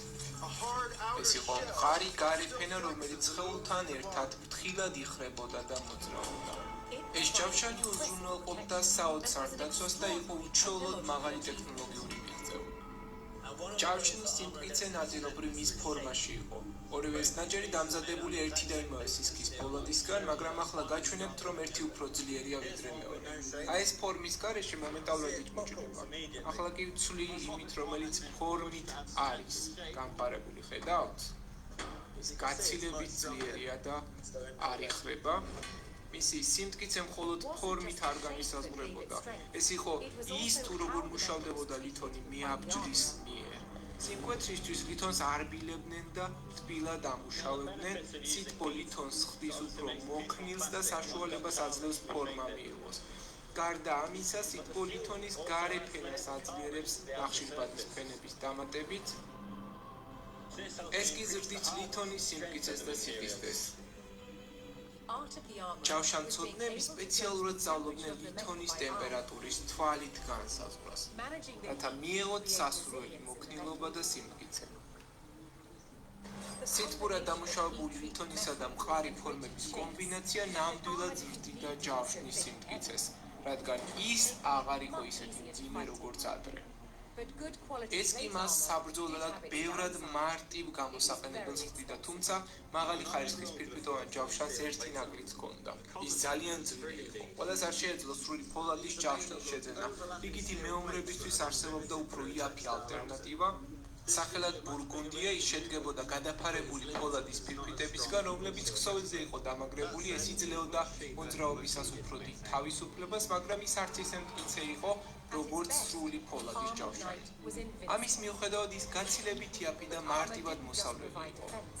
საუკეთესო ხარისხის ჯავშნით რაინდი ფაქტობრივად დაუმარცხებელი ხდებოდა, მაგრამ ჯავშანი მხოლოდ თავდაცვის საშუალება არ იყო. ის აგრეთვე სიმბოლო იყო რაინდის ძალისა და პრესტიჟის და ჯავშანი თავის მფლობელს ნამდვილ ხელოვნების ნიმუშად აქცევდა. კარგით. ეს იყო მოკლედ ნაწილები. ამის გაგრძელებებს დანარჩენ ნაწილებს გამოგიგზავნით და ისინი უკვე სახლში დაამუშავეთ. ესენი არის ალბათ გიგდით თუ შეიძლება ჩემთვისაც პირველი ლექცია ბოდიშის და გამილი მასალა თუ შეიძლება რომ მეც ჩამგდოთ. კიდევ ერთხელ ნინო, როგორც კი გაკვეთილს მოვრჩებით, ამის ბოლოს დარჩით და ყველა დეტალს აგიხსნით თქვენთან ინდივიდუალურად რას გავაკეთებ. ხო? რომ ამის მიხედვით მიყვეთ. ხო, კარგით. ეხლა გადავიდეთ შუა საუკუნეების ქალაქებზე, რომელიც უკვე ნახეთ თქვენ, მაგრამ მაინც მოკლედ გავიაზროთ. ქალაქს ყავდა თვითმმართველობა, პოლიტიკური ავტონომია იყო ფაქტობრივად ქალაქი. ქალაქში რომ თავისუფლება მოგეპოვებინა, ერთი წელი და ერთი დღე უნდა გეცხოვრა. ქალაქის თავი იყო ეპისკოპოსიც, ხან მეფეც და ეს მე-19 საუკუნეებში ჩნდება ეგრეთ წოდებული ვიკები, ვაჭართა გარკვეული ფენა, რომლებიც განსაკუთრებულ პრივილეგიებს და ძალაუფლებას ფლობდნენ და ეს ქალაქებში ძალიან დიდი სარგებლობდნენ უფლებებით და შესაბამისად ქალაქს ან მფლობელი სენიორი ყავდა, ან უშუალოდ ეპისკოპოსი მართავდა. ასევე ქალაქში არსებობდა გილდიები, რომლებსაც ჰქონდათ თავიანთი საბჭო, ჰქონდათ თავიანთი წესდება, წევრები დებდნენ ფიცს, პირველი სავაჭრო გილდები მე-10 საუკუნეში ჩამოყალიბდა და გაჩნდა და თქვენ ხედავთ აი აქ თითქმის ყველაფრის გილდია არსებობდა, რაც კი საჭირო იყო იმისთვის, რომ რაიმე გაგვემზადებინა და გაგვეკეთებინა. ასევე ვაჭართა გარკვეული ჯგუფები, კორპორაციები, გაერთიანებები არსებობდა. ერთ-ერთი ყველაზე ცნობილია ჩრდილოეთ ზღვების გერმანელ ვაჭართა გაერთიანება, რომელსაც სხვაგვარად ვუწოდებთ ჰანზას. სამხრეთ ზღვებში იტალიელი ვაჭრები ამ შემთხვევაში იყვნენ ძირითადად პოპულარულები და მაგალითად ერთ-ერთი ასეთი თქვენთვის ცნობილი ვაჭარი ალბათ არის მარკო პოლო, რომელიც სამხრეთიდან აზიაშიც კი მოგზაურობს და ამავდროულად აი აქ თქვენ ხედავთ ჰანზას სავაჭრო გზები როგორ გამოიყურება. ქალაქს ასევე ჰყავდა საბჭოები, საძმოები, მოქალაქეთა საძმოები და ისინი უპირისპირდებოდნენ ხშირად ქალაქის სენიორებს, იმიტომ რომ ეს საძმოები თავიანთი უფლებებით გამოირჩეოდნენ და განაგებდნენ როგორც და ხან სენიორს არ უნდოდა ესე და ეს ყველაფერი წინააღმდეგობაში მოდიოდა. ქალაქის საძმოები კომუნაში იყვნენ გაერთიანებულნი, არსებობდა საქალაქო კონსტიტუცია, ყველა ქალაქს თავისი წესი და კანონი ჰქონდა და ქალაქების დაარსების ციებ-ცხელება მე-12 საუკუნეში იწყება ძირითადად. ქალაქს ყავდა მოსამართლე, ქალაქის ჰაერი ადამიანს ათავისუფლებდა და თავისუფლებას ანიჭებდა. წელიწადის ერთ დღეს, წელიწადსა და ერთ დღეს თუ იცხოვრებდი, ადამიანი გათავისუფლდებოდი ოფიციალურად. ქალაქში ცალკე იყო პრივილეგირებული ფენა, ვაჭრები, ხელოსნები, ღარიბი მოსახლეობა, მაგრამ ქალაქში მცხოვრები მაინც პრივილეგირებული იყავი. ასევე ცხოვრობდა ნაწილობრივ მემამულეზე დამოკიდებული, ხელოსნები და ამქრები იყვნენ კიდევ, რომელიც ძალიან დიდ შემოსავალს ნახულობდნენ თავიანთი, ასე ვთქვათ, სამოხელეო მიმართულებებით და საბჭო ჰყავდა, რომელშიც ამ ხელოსნებში, ამ კრებში, გილდიებში გაერთიანება შეგეძლო, ჯერ იყავი შეგირდი, გარკვეული წლები დაახლოებით 7 წელი უნდა გემსახურა ოსტატის ოჯახში, რომ გამხდარიყავი შემდგომი საფეხურის ხელოსანი, მერე ქარგალი და საბოლოო ჯამში ოსტატის წოდება გენიჭებოდა.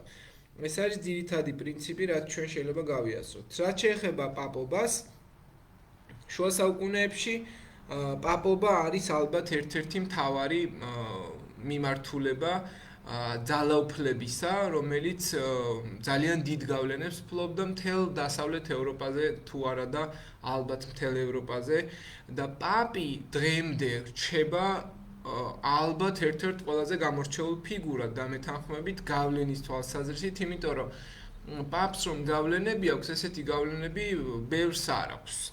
ყველა ელოდება პაპი რა სიტყვის, ყველა ელოდება პაპი ვის გააკრიტიკებს, ვის დაუჭერს მხარს და იმის მიხედვით ხდება ხოლმე თანამედროვე სამყაროში ინფორმაციის გავრცელება და ადრეც ძირითადად ასე იყო. პაპობა თუ მხარს გიჭერდა, ესე იგი ეკლესია შენთან იდგა და ფაქტობრივად შენ იყავი ღმერთის რჩეული. და პაპი გაღიარებდა ღმერთის რჩეულად. ანუ მას ჰქონდა ლეგიტიმაცია, რომ შენთვის მოენიჭებიდა და ეთქვა შენთვის, რომ მე ვარ ღმერთის შენ ხარ ღმერთის რჩეული. და ესენი როგორც შეიცვალა, გლეხი შეიცვალა, მონა შეიცვალა, გლეხი შუა საუკუნეებში ვაჭარ-ხელოსნები, არისტოკრატია ფეოდალურ საზოგადოებად გარდაიქცა და ქურუმები პაპობად ამ შემთხვევაში.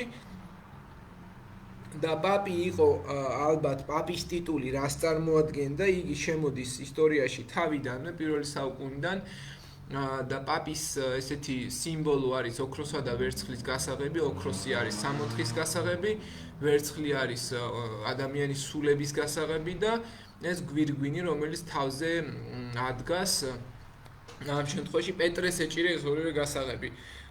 და პაპობის მატარებელი იდეა ჯერ კიდევ ღმერთის მოადგილე ხიდი, ანუ უმაღლესი ქურუმის იდეა პონტიფექს მაქსიმუსიდან მოდის, რომელიც კეისარს ავგუსტურს ჰქონდა მაგალითად მინიჭებული უმაღლესი მღვდელი არქიეპისკოპოსი, რომელიც ღმერთსა და ადამიანს შორის ხიდის ფუნქციას ასრულებდა. არსებობს პაპობის რეესტრი, სადაც აღრიცხულია 266 პონტიფიკატი და ეხლა მიემატება აწგარდაცვლილი და განსვენებული პაპი, რომელიც აი ამ რეესტრში ჩაიწერება და ამ რეესტრში წერია პირველი პაპი იყო პეტრედან მოყოლებული ყველა პაპი ანტიპაპების გარდა ამ რეესტრშია ჩაწერილი და გარკვეული იმით არის ფაქტობრივად რომის ეკლესია დაარსდა პეტრესა და პავლეს მემკვიდრეობაზე, რასაც უწოდებთ პატრიმონიუმ პეტრის. რომის ეკლესიაში არის მმართველობის უმაღლესი ორგანოს ქვია კონკლავი. პაპის არჩევისას პირველად მე-15 საუკუნეში მოხდა, რომ ფანჯრიდან თეთრი შარავანდედი გადმოფინეს და თქვეს, რომ ჰაბემუს პაპამ, ჩვენ გვყავს პაპი და ავირჩიეთ პაპი და ეს მერე ტრადიციულად გაგრძელდა და თეთრი და შავი კვამლით შეიცვალა. ნუ დღეს ახლა ძალიან გათანამედროვებულია, თიც დააჭერ შავი ამოდის, ეც დააჭერ თეთრი კვამლი ამოდის იქიდან და მანამ სანამ ახალ პაპს არაირჩევს კონკლავი, რომელიც სიქსტის კაპელაში დახურულ დარბაზში უმძიმეს მარხვაში იკეტება და არ ასე ვთქვათ გადის და არავის გარესამყაროს წყდება, მანამ სანამ ახალ პაპს არაირჩევს, ასეთი არჩევის წესი არსებობს და ეს არის ერთ-ერთი სახე შავი კვამლი, რომელიც ამოდის ხოლმე უმრავლეს შემთხვევაში, რომ პაპს ვერ ირჩევენ. პონტიფიკატის ისტორია იწყება ალბათ უფრო აქტიურად ინოკენტი პირველი, გელასიუს პირველიდან, რომლებიც იყვნენ პირველები, რომლებმაც პონტიფექს მაქსიმუსის იდეა დაამკვიდრეს და მათ თქვეს, რომ ჩვენ ვართ უმაღლესი ქურუმები ღმერთსა და ადამიანს შორის და პაპი ინოკენტი იყო, რომელიც პირველად ამკვიდრებს საფუძვლიანად რომის ეკლესიის რელიგიურ ავტორიტეტს და მის დროს დამტკიცდა, რომ პაპობის სათავეში წმინდა პეტრე იდგა და შესაბამისად ნებისმიერ საეკლესიო საკითხი პაპს უნდა გადაეჭრა. გელასიუსმა თქვა პირველად, რომ აღმოსავლეთ საიმპერატორო ხელისუფლებასთან მიმართებაში მას გარკვეული პრეტენზიები ჰქონდა და ის მსოფლიო პატრიარქობაზე დებდა თავს. განსაკუთრებით პაპობა დაწინაურდა თქვენ მიერ კარგად ნასწავლი რომის იმპერიის დაცემისას, როცა მაგალითად 400 წელს ალარიხი შემოვიდა მერე 452 წელს ატილა და თქვენთვის კარგად ცნობილი პაპი ლეო პირველი, იცით რომ ატილას დიდი ძღვენით შეხვდა და ორკვირიანი უარი ათქმევინა რომის აღებაზე. მერე ჰაიზერიხთან ურთიერთობის კვალდაკვალ ვანდალები რომ შემოესივნენ, 2 კვირით მისცა უფლება რომ გაეძარცვათ რომი და ფაქტობრივად რომი დაცემას გადაარჩინა. და მერე ლეოს ავტორიტეტი ძალიან გაიზარდა და ზოგადად პაპობის ავტორიტეტიც, ასევე იგი გახდა რომის ფიქციური დამცველი ფაქტობრივი დამცველი, რომელიც ამ შემთხვევაში რომს წარმოადგენს, იმიტომ რომ პაპი იყო რომში მცხოვრები ადამიანი და ნეტარი ავგუსტინე პირველად ღვთიური ქალაქის შესახებ წიგნში წერს, რომ რომი არის მარადიული ქალაქი და პაპი არის მისი გარანტი, საყრდენი. და აი აქაც ხედავთ პაპს როგორც განმათავისუფლებას, ლეო პირველი და ატილა, ზემოთ პეტრე და პავლე დახატული რაფაელის ნახატია ეს და აქაც აი პაპი ლეო და ჰაიზერიხი მაგალითად ერთმანეთს რომ ხვდებიან. ეს არის ჰაიზერიხი და პაპი ლეო პირველი როგორც დგანან ილუსტრაციაში. ანუ ფაქტობრივად ეს არის იდეა, რამაც პაპობის ინსტიტუცია წინ წაიყვანა, ამ პერიოდიდან ლეოს ეწოდა დიდი და მერე ფრანკთა სახელმწიფო განსაკუთრებით ხლოდვიგის მიერ ქრისტიანობის მიღება როცა დაიწყო, ამ პერიოდში განსაკუთრებით წინ წავიდა და პირველად ითქვა, როცა პაპმა მონათლა ფრანკი მეფე ხლოდვიგი, ყოველგვარი ძალაუფლება ღვთისგანაა, ანუ ღმერთი განიჭებს შენ ძალაუფლებას და ამის შემდეგ ყველა მეროვინგი და კაროლინგი მმართველები თითქმის ძალიანად დაქვემდებარებულები იყვნენ პაპის ძალაუფლებაზე. მათ შორის იცით რომ კარლოს დიდსაც პაპმა დაადგა გვირგვინი 800 წლის 25 დეკემბერს, ნუ ჯერ არ იცით, მაგრამ გაიგებთ და ამ ფაქტობრივ მოცემულობით კარლოს დიდმა თითქმის აღიარა პაპის ლეგიტიმურობა, უმაღლესი ლეგიტიმურობა, მაგრამ მერე გაბრაზდა, იმიტომ რომ მას უბრალოდ უნდოდა მემკვიდრეობითი საკითხი რომის დაცემის შემდეგ არა ბიზანტიაზე, რომეების გამგზელებელებზე, არამედ ფრანკებზეც გადმოსულიყო და ამის ერთადერთი ხსნა იყო პაპის მიერ ლეგიტიმურობის მიცემა, როგორც ამას აკეთებს საღვთო რომის იმპერიასთან, ანუ გერმანიასთან, როგორც ეს გააკეთა ფრანკებთან და ასევე ბიზანტიას ებრძვის ფაქტობრივად. ასევე პაპი უფრო დიდ ძალაუფლებას მოიპოვებს პიპინ მოკლეს მმართველობისას. ნუ პიპინ მოკლე მართლა დაბალი იყო ამ შემთხვევაში და ამიტომ ჩვენ შეიძლება ესე ვუწოდოთ. პიპინი, რომელიც პაპს ესეთ რაღაცას თავაზობს, მას არ ეკუთვნის, იგი იყო მაიორდომის შვილი, მის რა ქვია, შარლ მარტელის შვილი და მოგეხსენებათ, მეფობა მას არ ეღირსებოდა მთელი ცხოვრება ფეოდალისტური სისტემიდან გამომდინარე და იგი პაპს ეუბნება, შენ თუ მე მეფედ მაკურთხებ და თან დასცინოდნენ სულ რომ შენ მეფედ ვინ გაკურთხებს, ვერ გახდები ვერასდროს მეფე, არ ხარ შენ სამეფო წარმომავლობის და დასცინონდნენ მთელი ცხოვრება და მან პაპს შესთავაზა, შენ თუ მე მეფედ მაკურთხებ, მე შენთვის ავიღებ რავენას და შენ მოგცემ პაპის ოლქს, რომელიც შენი ტერიტორია იქნება და ეს ძალიან მოეწონა პაპს. გვირგვინი დაადგა თავზე.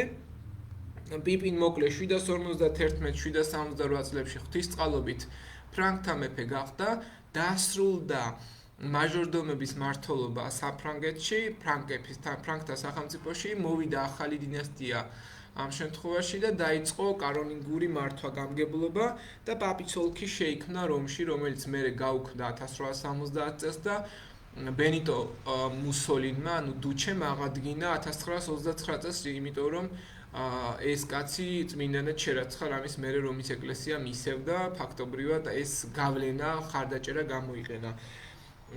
ასევე აი ეს პიპინ მოკლეს მიერ გადაცემული ფაქტობრივად ძალაუფლება პაპის ოლქთან დაკავშირებით ეს თვითონ პაპობას არ მოსწონდა, იმიტომ რომ პიპინ მოკლე იყო არასამეფო წარმომავლობის მეფე, ღვთისწყალობით ფრანკთა მეფე. ამიტომ მათ გადაწყვიტეს, რომ ყალბი დოკუმენტი შეექმნათ, სადაც ჩაწერდნენ, რომ არა პიპინმა, არამედ კონსტანტინე დიდმა გადმოგვცა ეს პაპის ოლქი ჯერ კიდევ მე-4 საუკუნეში, რომელსაც დაარქვეს კონსტანტინეს ნაბოძვარი, იგივე შემოწირულობა და 800 წელი მთელ ევროპას პაპობა ატყუებდა, რომ ეს პიპინმა კი არ გადმოგვცა, არამედ რეალურად გადმოგვცა კონსტანტინემ პაპის ოლქი და ეს კონსტანტინეს შემოწირულობის სიყალბე დაადგინა ლორენცო ვალამ მე-15 საუკუნეში იტალიერმა სწავლულმა და მეცნიერმა და ფილოსოფოსმა, რომელმაც 15 ტომეული მიუძღვნა აი ამ კონსტანტინეს ნაბოძვარის გაყალბებულობის დადასტურებას, რომ ეს ეთქვა, რომ ეს არის ტყუილი დოკუმენტი, არაფერი კონსტანტინეს არ გადაუცია და იმდენად დააჯერეს პაპობამ მთელ მსოფლიოს, რომ თვითონ იმაშიც რა ქვია, დანტე ალიგიერსაც კი სჯეროდა და თავის ღვთაებრივ კომედიაში ესეთი ერთი ციტატაც კი უწერია: "ო კონსტანტინე, რაოდენი დაჰბა და ცოდვა არათუ შენმა მონათვლამ, არამედ ძღვენმა, რომელიც პირველ მდიდარ პაპს შენ უთავაზე. პირველ მდიდარი პაპი იყო სილვესტერი, რომელსაც ვითომ კონსტანტინემ ავადმყოფობისას იმის გამო, რომ პაპმა განკურნა, აჩუქა მიწა რავენა საეგზარქო ტერიტორია და ასე ჯოჯოხეთში ხვდებით დანტე ალიგიერთანაც მე-19 ქებაში აი ამ ნაწყვეტს, რომლითაც აი ეს პროპაგანდისტული გავლენა დასტურდება, რამდენად დიდი იყო პაპობის. მაგრამ პაპობას ყველა ებრძვის, ეკლესიას ებრძოდა საერო ხელისუფლებაც იმის გამო, რომ მეფობას და მეფეებს, მონარქებს არ უნდოდათ პაპების ესეთი თავს გადასული ძალაუფლება. ამიტომ ბურგუნდიის სამეფოში დაიწყო მაგალითად საღვთო რომის იმპერიაში პირველი ესეთი აჯანყება, რომელიც კლიუნის მონასტერში, აღმოსავლეთ ბურგუნდიაში დაიწყო. ეს ყველაფერი გრიგოლ მე-7-დანაც არის დაკავშირებული, რომელიც თავიდან ბერი ჰილდებრანდი იყო. ამას ქვია ინვესტიტურისთვის ბრძოლა, ანუ საერო და სასულიერო ხელისუფლების დაპირისპირება ძალაუფლებისთვის, მეფის ამ თავრის მიერ ახლად შერჩეული ეპისკოპოსისთვის ბეჭდისა და კვერთხის გადაცემის რიტუალია, რომ მე ხო შენ გაძლევ სერტიფიკატს, ანუ შენ ხდები ჩემი ფეოდალი, ანუ მე ვარ შენზე მაღლა მდგომი. პაპი ამბობდა, რომ მე უნდა გადმოვცე ჩემს ეპისკოპოსებს და შენ არაფერი არ გესაქმება საერო პირს რელიგიურ დასთან. ამაზე დაიწყეს კონფლიქტი, ამას სათავეში ჩაუდგა ბერი ჰილდებრანდი, აბატები, მღვდლები, აი ეს არის ბერი, იგივე გრიგოლი, რომელიც ყველაზე მკაცრი პაპია ალბათ პაპობის ისტორიაში და 1073-85 წლებში მოღვაწეობდა და კლიუნელთა აჯანყებას ჩაუდგა. კლიუნის მონასტრიდან დაიწყო და ამის გამო ეს კონფლიქტი გადაიზარდა დიდ დაპირისპირებაში და ლატერანის საეკლესიო კრებამდე მივედით, რომელიც ფაქტობრივად ასრულებს საერო ხელისუფლების ბატონობას სასულიერო ხელისუფლებაზე. ამ კრებაზე გრიგოლ მე-7 მიიღო უმკაცრესი კანონები. 1075 წელს გრიგოლ მე-7 დიქტატი მიიღო, დიქტატუს პაპე, რომელშიც ჩაწერა საოცარი რაღაცეები. მაგალითად, მხოლოდ რომის ეკლესია დააარსა თვითონ უფალმა, სხვა ეკლესია ქრისტეს არ დაუარსებია. მხოლოდ პაპს შეუძლია ატაროს საიმპერატორო რეგალიები. ანუ იმპერატორს ჩამოართვა ყველა რეგალია, ყველა მთავარი ფეხს უნდა უკოცნიდეს პაპს, ეს ჩემი საყვარელია. პაპს უფლება აქვს გადააყენოს იმპერატორები. პაპს უფლება აქვს საჭიროების შემთხვევაში ეპისკოპოსები გადაიყვანოს ერთი საეპისკოპოსო კათედრიდან მეორეზე. პაპის ავტორიტეტზე დაყრდნობის გარეშე არც ერთი კაპიტული და არც ერთი წიგნი არ შეიძლება კანონიკურად ჩაითვალოს. არავის არ აქვს უფლება შეცვალოს პაპის გადაწყვეტილება, ვიდრე თვითონ პაპი არ შეიტანს ამ ცვლილებას. არავის არ აქვს უფლება პაპი გაასამართლოს, არავის არ აქვს უფლება გაასამართლოს პირი, რომელიც 60 ქულო ტახტს გადაეცა. არავის, ესე იგი, ეკლესიის მნიშვნელოვანი საქმეები განსახილველად მხოლოდ პაპს უნდა გადაეცეს. და ესეც ძალიან საინტერესოა, რომის ეკლესია არასდროს შემცდარა, ის წმინდა წერილის თანახმად იყო სულ უცდომელი და სამუდამოდ შეუცდომელი იქნება. ფაქტობრივად ეს პაპის დიქტატი, გარკვეული მუხლები დღემდე რაღაცები არსებობს, მინდა გითხრათ კათოლიკურ ეკლესიაში და ეს პაპის დიქტატი ერთ-ერთი ისეთი ის არის.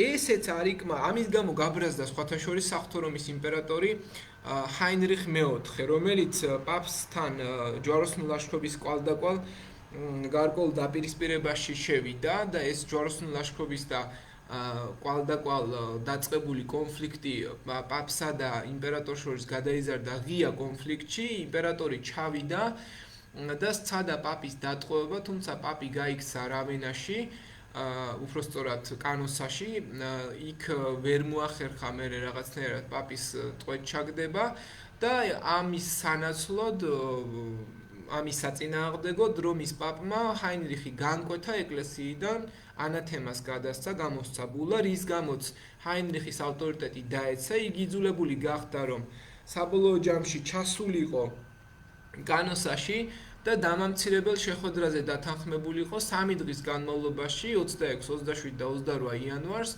ფეხშიშველი იდგა ზამთრის სასახლესთან კანოსაში და ელოდებოდა რომ პაპი შეხვედროდა და პატიება ეთხოვა მისთვის.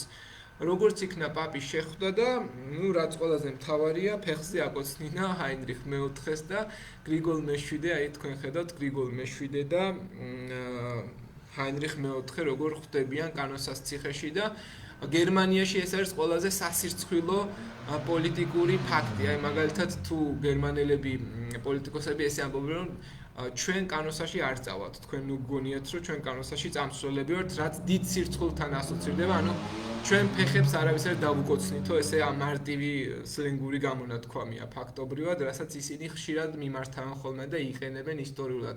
აი მაგალითად ვინმე პოლიტიკოსს თუ შერცხება ხოლმე, იტყვიან რომ ეგ კანოსაში ჩავიდა უკვე და ფაქტობრივად მოიაზრებენ აი ამ ხაზგასასმელად ამ ისტორიულ ფაქტს. თუმცა აი ამ ფეხის კოცნის შემდეგ ჰაინრიხი მაინც აკრიტიკებდა პაპს და 1 წლის შემდეგ პაპი დაატყვევა საერთოდ და თავისი მარიონეტი პაპი დასვა რომის საკათალიკო ტახტზე.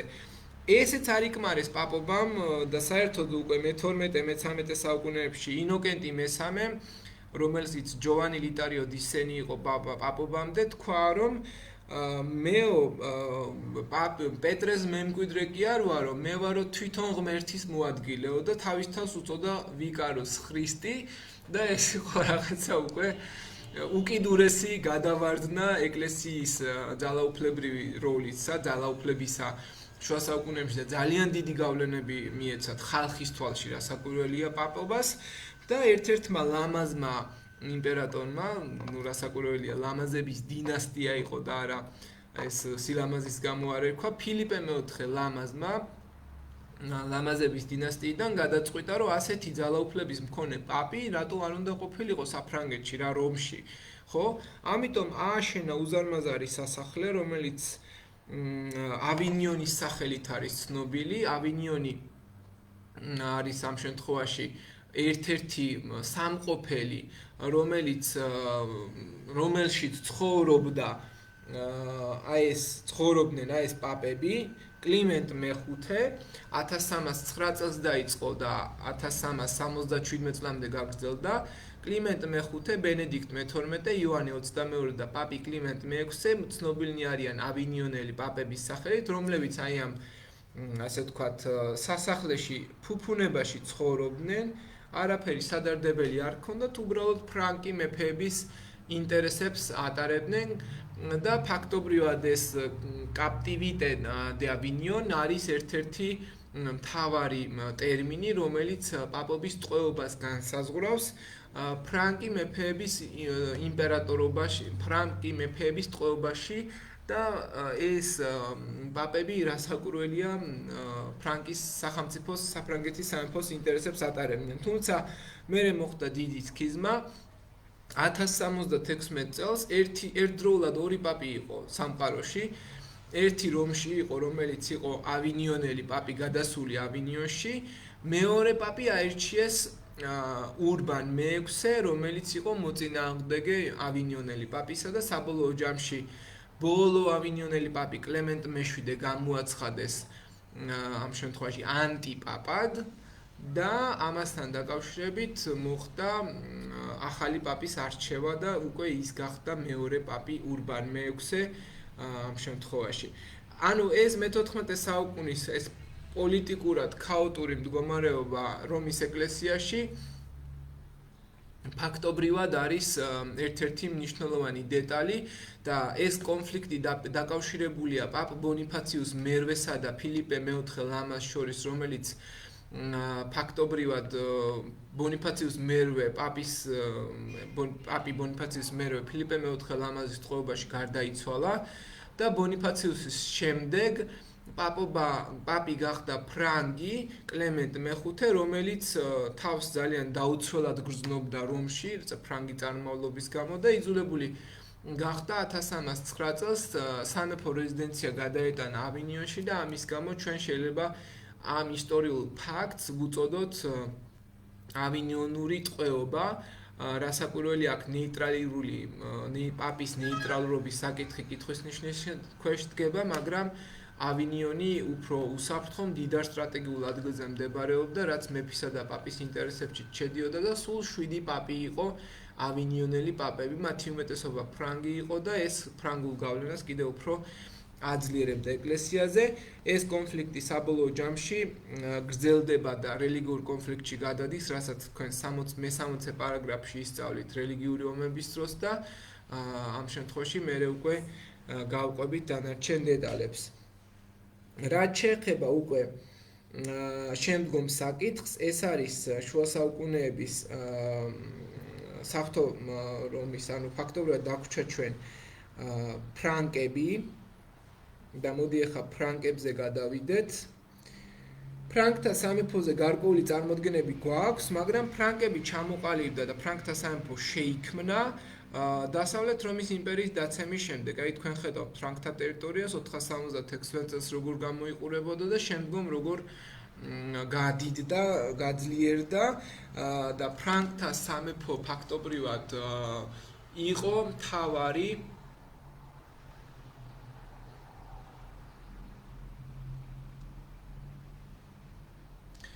ფრანკთა სამეფო იყო მთავარი ასე ვთქვათ ტომი, რომელსაც სხვაგვარად გალებსაც ეძახდნენ თავიდან. ქრისტიანული ევროპის ალბათ ყველაზე ძლიერი სახელმწიფო, რომელიც ისტორიაში შემოვიდა და რჩება ესეთი მე-5-4 საუკუნეში ჩამოყალიბდა, როგორც ორი ძირითადი ჯგუფი იყო, სალიკი ფრანგები, რომლებიც თავიდან წარმართული ასე ვთქვათ ფრანგები იყვნენ, სანამ ქრისტიანობას მიიღებდნენ და უკვე რაინის შუა დინებაზე მცხოვრები ფრანკები, რომელიც მერე გაქრისტიანდნენ. მეროვიხი იყო მე-5 საუკუნეში ერთ-ერთი ლეგენდარული მმართველი, რომელიც მეროვინგთა დინასტიის დამაარსებელი იყო და მისი მემკვიდრე ხლოდვიგი პირველი, რომელიც ითვლება ფრანკთა სამეფოს დამფუძნებლად. ხლოდვიგ პირველმა გააერთიანა ფრანკთა ტომები ერთ მონარქიად 498 წელს. იგი მოინათლა, როგორც გითხარით, ქრისტიანად და ეს პოლიტიკური აქტი იყო, პაპისგან მიიღო მან ძალაუფლება და მისი მემკვიდრეობა ფრანკთა სამეფოში ძალიან გაძლიერდა და საფრანგეთის დიდი ნაწილი სწორედ მის დროს შემოიერთა. ბელგია, ნიდერლანდი, დასავლეთ გერმანია და ჩრდილოეთ იტალია სწორედ მის დროს შემოიერთეს. ასევე ხლოდვიგის გაქრისტიანებით ფაქტობრივად ზოგადად ქრისტიანობაზე ჩვენ წინაზეც ვისაუბრეთ, თქვენ ისწავლეთ სომხების გაქრისტიანება, ფრანკების გაქრისტიანება, ნინოს შემოსვლა საქართველოში. მე მაშინაც გითხარით და ახლაც გაგიმეორებთ, რომ ხლოდვიგის გაქრისტიანება ყველა ქრისტიანულ სახელმწიფოში ერთი და იგივენაირად ხდება, რომ ვიღაცა ერთს რაღაცა პრობლემა აქვს, ან გადაუჭრელი პრობლემა, ან რაღაცა დაავადება. მერე მოდის ვიღაც ქრისტიანი მმართველი ხადაგებელი, რომელიც ამას განკურნავს ან ამ პრობლემას მოუგვარებს და მერე ეს ირწმუნებს ღმერთს და საბოლოო ჯამში ხდება ქრისტიანი. და ეს ყველა ქვეყანაში თითქმის მსგავსია. ჩვენთან ნინო შემოვიდა, ამირანს დახვდა სომხეთში, თრდატი იყო, ღორული დაავადება განკურნა. ხლოდვიგი იყო აქ, ტოლბიაკში ბრძოლა ჰქონდა ალემანებთან, მოაგებინა, შროშანი გამოეცხადა ქრისტე, როცა ახსენა და მდინარეზე გადავიდა და ისე მოიგო. ანუ ფაქტობრივად ეს არის იდეა, აი მაგალითად გახსოვთ კონსტანტინეს იესო გამოეცხადა მთლად საერთოს და ჯვრები გამოასახინა ფარებზე და ამით ძლიეროდა ცაზე გამოისახა მერე ეს. ანუ იდეა არის ყველგან ერთი და იგივე და ასე მიიღო ქრისტიანობა თითქმის ყველა ქრისტიანულმა სახელმწიფომ. აი ამ იმით როცა ალბათ ვიღაცა რო წერდა ქრისტიანულ ისტორიას, ალბათ ყველა ქვეყანაში ერთი პათოსი იყო, ან საერთოდ პეტრე პავლეს თავარი, იმიტომ რომ მათ ხო გაავრცელეს, ეხლა მე რო ვიყო ვიღაცა ამ შემთხვევაში მოციქული, რომელიც ქრისტეს მოციქულია და ეხლა ქრისტესი მიმდევარი ვარ, რასაკვირველია მას გავავრცელებ ყველანაირად. ეხლა თქვენ რო რაიმე იდეოლოგია გქონდეთ და მოგწონდეთ, იმას ხო გაავრცელებთ ყველანაირი სახით. ტყუილებსაც კი მოიგონებთ, რომ გაავრცელოთ, რასაკვირველია. ეხლა როგორც მე ვცდილობ ჰუმანური პედაგოგიკის გავრცელებას, თვითონ მე რა გამომდის ყოველ შემთხვევაში, მაგრამ მაინც რაღაცა ეგეთი პედაგოგიკის გავრცელებას, ალბათ ესეც ცდილობდნენ და ყველანაირად ცდილობრო დაიცვა ეს მოცემულობა. ანუ იდეა ევროპაში ძლიერი პოზიციების ადეკვატური შეფასება იყო. ეს არის რომ პოლიტიკურად მდგრადი სახელმწიფო ხდებოდი და ქრისტიანობა ამისი ნათელი დასტური იყო. ასე გააკეთა კონსტანტინემ და კონსტანტინემს შემდეგ ძალიან გაძლიერდა სამეფო სხვათა შორის და ორ მიმდინარეობა, აი კათოლიკობა რომისა და ბიზანტიის მრწამსი გახდა და კათოლიკობა არ არის საგანძღავი სიტყვა. კათოლიკობა საყოველთაოს ნიშნავს, ყველას რელიგიას ნიშნავს და არიოზის მრწამსზე გადავიდნენ, არიანელობა მიიღეს ვესტგოთებმა, ოსტგოთებმა, ვანდალებმა, ბურგუნდებმა, ლანგობარდებმა. ძალიან მალე ხლოდვიგმა ჩამოაყალიბა საკანონმდებლო სისტემა. ხლოდვიგის შემდეგ მაიორდომები, მსახურთუხუცესები, რომლებიც სასახლის მინისტრები, მეფის იურიდიული მრჩევლები იყვნენ, ძალაუფლებას მოიპოვებენ და ხდებიან მეფეზე უფრო ძლევამოსილები. მეფე უფუნქციო ფაქტობრივად ადამიანი ხდება მარიონეტის რანგში, რომელიც ჭამასინსებს არაფერს აღარ აკეთებდა და ეს ძალაუფლება მაჟორდომებთან გადავიდა და ამიტომ მაიორდომების მმართველობის პირობებში ზარმაც მეფეების ხანას უწოდებენ ამ პერიოდს, ვიდრე პიპინ მოკლე და შარლ მარტელი არ მოვიდნენ ვიზეთ წეღან გესაუბრებოდით. სათავეში ბოლო მაჟორდომი იყო შარლ მარტელი და პიპინ მოკლე კაროლინგური დინასტიის პირველი მეფე, რომელიც პაპმა ღვთისწყალობით ფრანკთა მეფედ აკურთხა. ასე რომ ფრანკები ამ კუთხით ძალიან გამორჩეულები არიან და ერთ-ერთი უფრო გამორჩეული ადამიანი, აი ესე რომ მიყვეთ, ხლოდვიგმა შექმნა პარიზი გახადა დედაქალაქად, სალიკური სამართალი, რომელიც ძალიან მკაცრი კანონების კრებული იყო, დოკუმენტის შექმნა და ფაქტობრივად მერვე საუკუნეში ეს მაიორდომები, რომლებიც კარლოს მარტელის დროს უკვე ბოლო მმართველი იყო, ებრძვიან ზარმაც მეფეებს და შემდგომ უკვე მოდის სათავეში პიპინ მოკლე და მერე პიპინ მოკლის ორი შვილი, კარლოს დიდი და კარლომანი. კარლომანი ძალიან მალე გარდაიცვალა და კარლოსიც დარჩა ტახტი 768-814 წლებში. იგი გახდება მეფე, 772 წელს საქსებს დაამარცხებს და 30 წლიან ომს მოიგებს, შედეგი საქსების დამორჩილება იქნება და მათი გაქრისტიანება.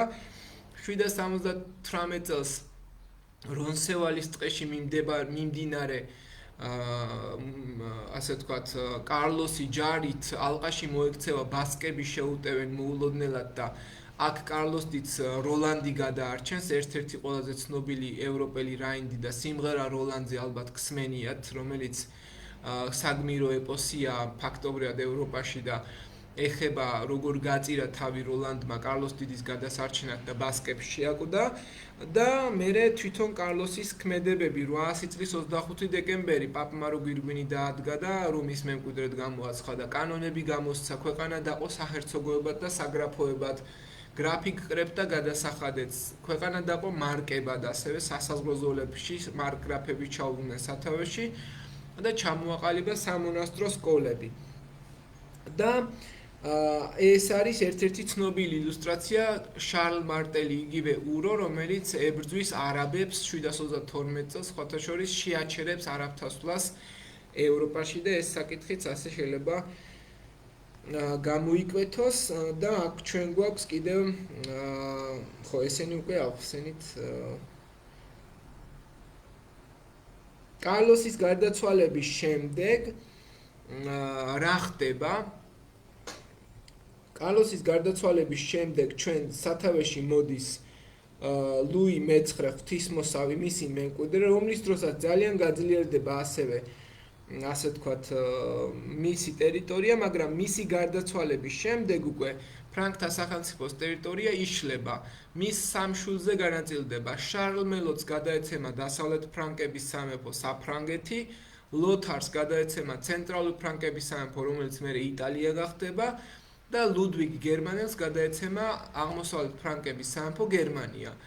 საფრანგეთი, იტალია და გერმანია ფაქტობრივად მერე ასე ჩამოყალიბდა და აი ესე მივიღეთ ჩვენ სამი დანაწილებული სამეფო, რომელიც კარლოს დიდის შვილის ლუი ღვთისმოსავის შემდეგ სამშვილზე დანაწილდა და აი აქ თქვენ ხედავთ უკვე დანაწილებულ ტერიტორიას. იტალიას არ სწავლობთ როგორც ასეთი დეტალურად, საღვთო რომს ამ კვირაში ახსნით, ფაქტობრივად ვისაუბრებ და ფრანკებზე უკვე ამოვწურეთ ეს ინფორმაცია.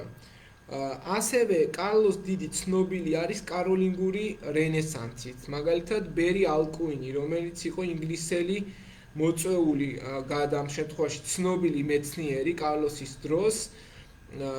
კარლოსი მთავარ საგანმანათლებლო ცენტრ აახენში, გერმანიაში სასახლეს ააშენებს და ფაქტობრივად იქ სხვადასხვა ენაზე თარგმნილ სკრიპტორიუმებს ააშენებს. სკრიპტორიუმები არის გადამწერების, ასე ვთქვათ, შენობები, გადამწერთა შენობები, სადაც ხალხი იჯდა და სხვადასხვა წიგნებს თარგმნიდა და წერდა და კაროლინგური აღორძინების სახელით არის ცნობილი. ფრანკთა იმპერიაში ამას კაროლინგურ რენესანსაც კი უწოდებენ, რაც გავრცელდა. ასე გამოიყურება აახენის საკათედრო ტაძარი გერმანიაში და ფაქტობრივად კარლოს დიდის იმპერიის დაშლის შემდეგ ევროპის კონტინენტზე არაერთი ახალი სახელმწიფო წარმოიშვა, მათ შორის იყო, როგორც გითხარით, გერმანია და იტალია და კაროლინგული რენესანსი რას ნიშნავს? ეს არის ხალხის უმეტესობა ის, რომ ლათინურ ენაზე საუბრობდა, ლათინური იყო სალიტერატურო ენა. კაროლინგების ფრანკთა სახელმწიფოში ლათინური ჩაანაცვლა სხვა ენებმა, ფრანგულმა, ესპანურმა, იტალიურმა, პორტუგალიურმა, მათ რომანულ ენებსაც უწოდებენ და ყველა მათგანი ლათინურიდან წარმოიშვა საბოლოო ჯამში და წერა-კითხვის მცოდნეთა რაოდენობაც ვრცელდება, იზრდება და ფაქტობრივად ეს პერიოდი ნელ-ნელა კაროლინგურ რენესანსის დროს იცვლება. ამ პერიოდში იცვლება მდგომარეობა და ბევრი გადამწერი, უფრო ბევრი მეცნიერი სწავლული ჩნდება და კარლოსი ამას ხელს უწყობს. და ასევე ჩვენ გვაქვს აქ ტერიტორია, რომელიც წლების გასვლასთან ერთად შემოიერთეს ფრანგებმა. 491 წელს ფრანგების ტერიტორია ღია მუქი მწვანე. მერე 531, 614, 714, 768 აი ღია მწვანე ნახეთ და თეთრი ფერები, რომლებიც ფრანგებზე დამოკიდებული სახელმწიფოები, რეგიონები იყვნენ ამ შემთხვევაში. ეს ილუსტრაცია ნახეთ, კარლოს დიდს რომ გვირგვინს ადგავს ლეო მესამე.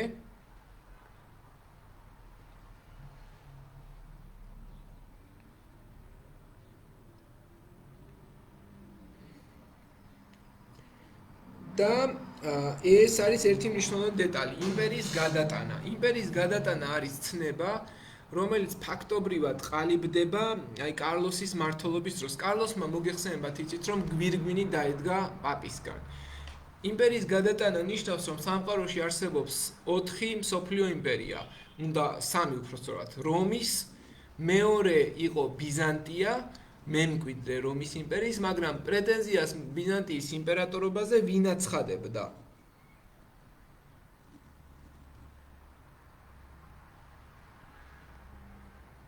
ნახეთ. პირველი მსოფლიო იმპერია იყო რომი. რომი მემკვიდრეობაზე პრეტენზიას აცხადებს 3 სახელმწიფო: ბიზანტია, ფრანკთა სახელმწიფო და საღვთო რომი. 3-ვე ერთმანეთს ებრძვის მეორე იმპერიაზე. რომე გახდა მეორე რომი, ანუ ბიზანტია და ფრანკები და საღვთო რომი ერთმანეთს ეცილებიან როგორ?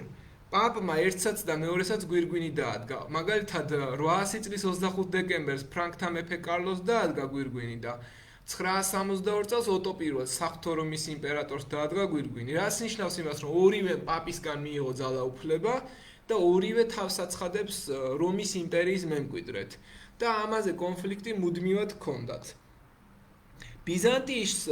ბიზანტია ხომ მთავარი მემკვიდრე იყო ფაქტობრივად ალარიხის ოდოაკრის აჯანყების შემდეგ იცით რომ ზენონისავრიელს ოდოაკრმა გაუგზავნა სამეფო მანტია, მეწამული გვირგვინი და ყველა მის სამეფო რეგალია აღმოსავლეთ რომის იმპერატორს ბიზანტიას და უთხრა რომ შენ ხარ მემკვიდრე რომის.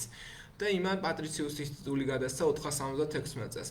და ბიზანტიის დაცემის შემდეგ ერთმანეთს უპირისპირდება მესამე რომის სტატუსზე რუსეთი და ოსმალეთი.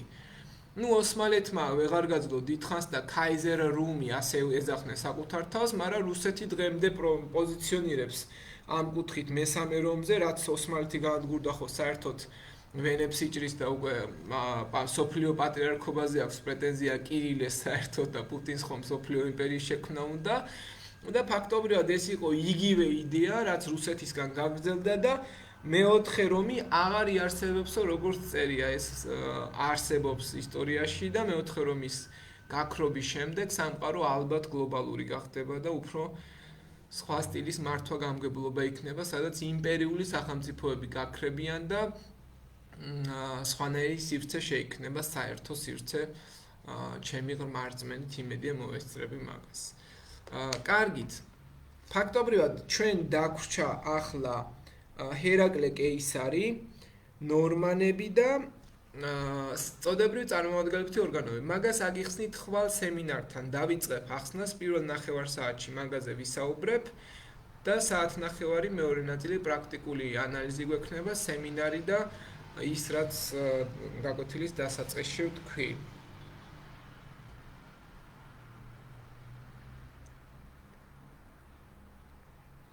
უკაცრავად გაკვეთილის დასაწყისში არ მომსმენია, რა თქვით,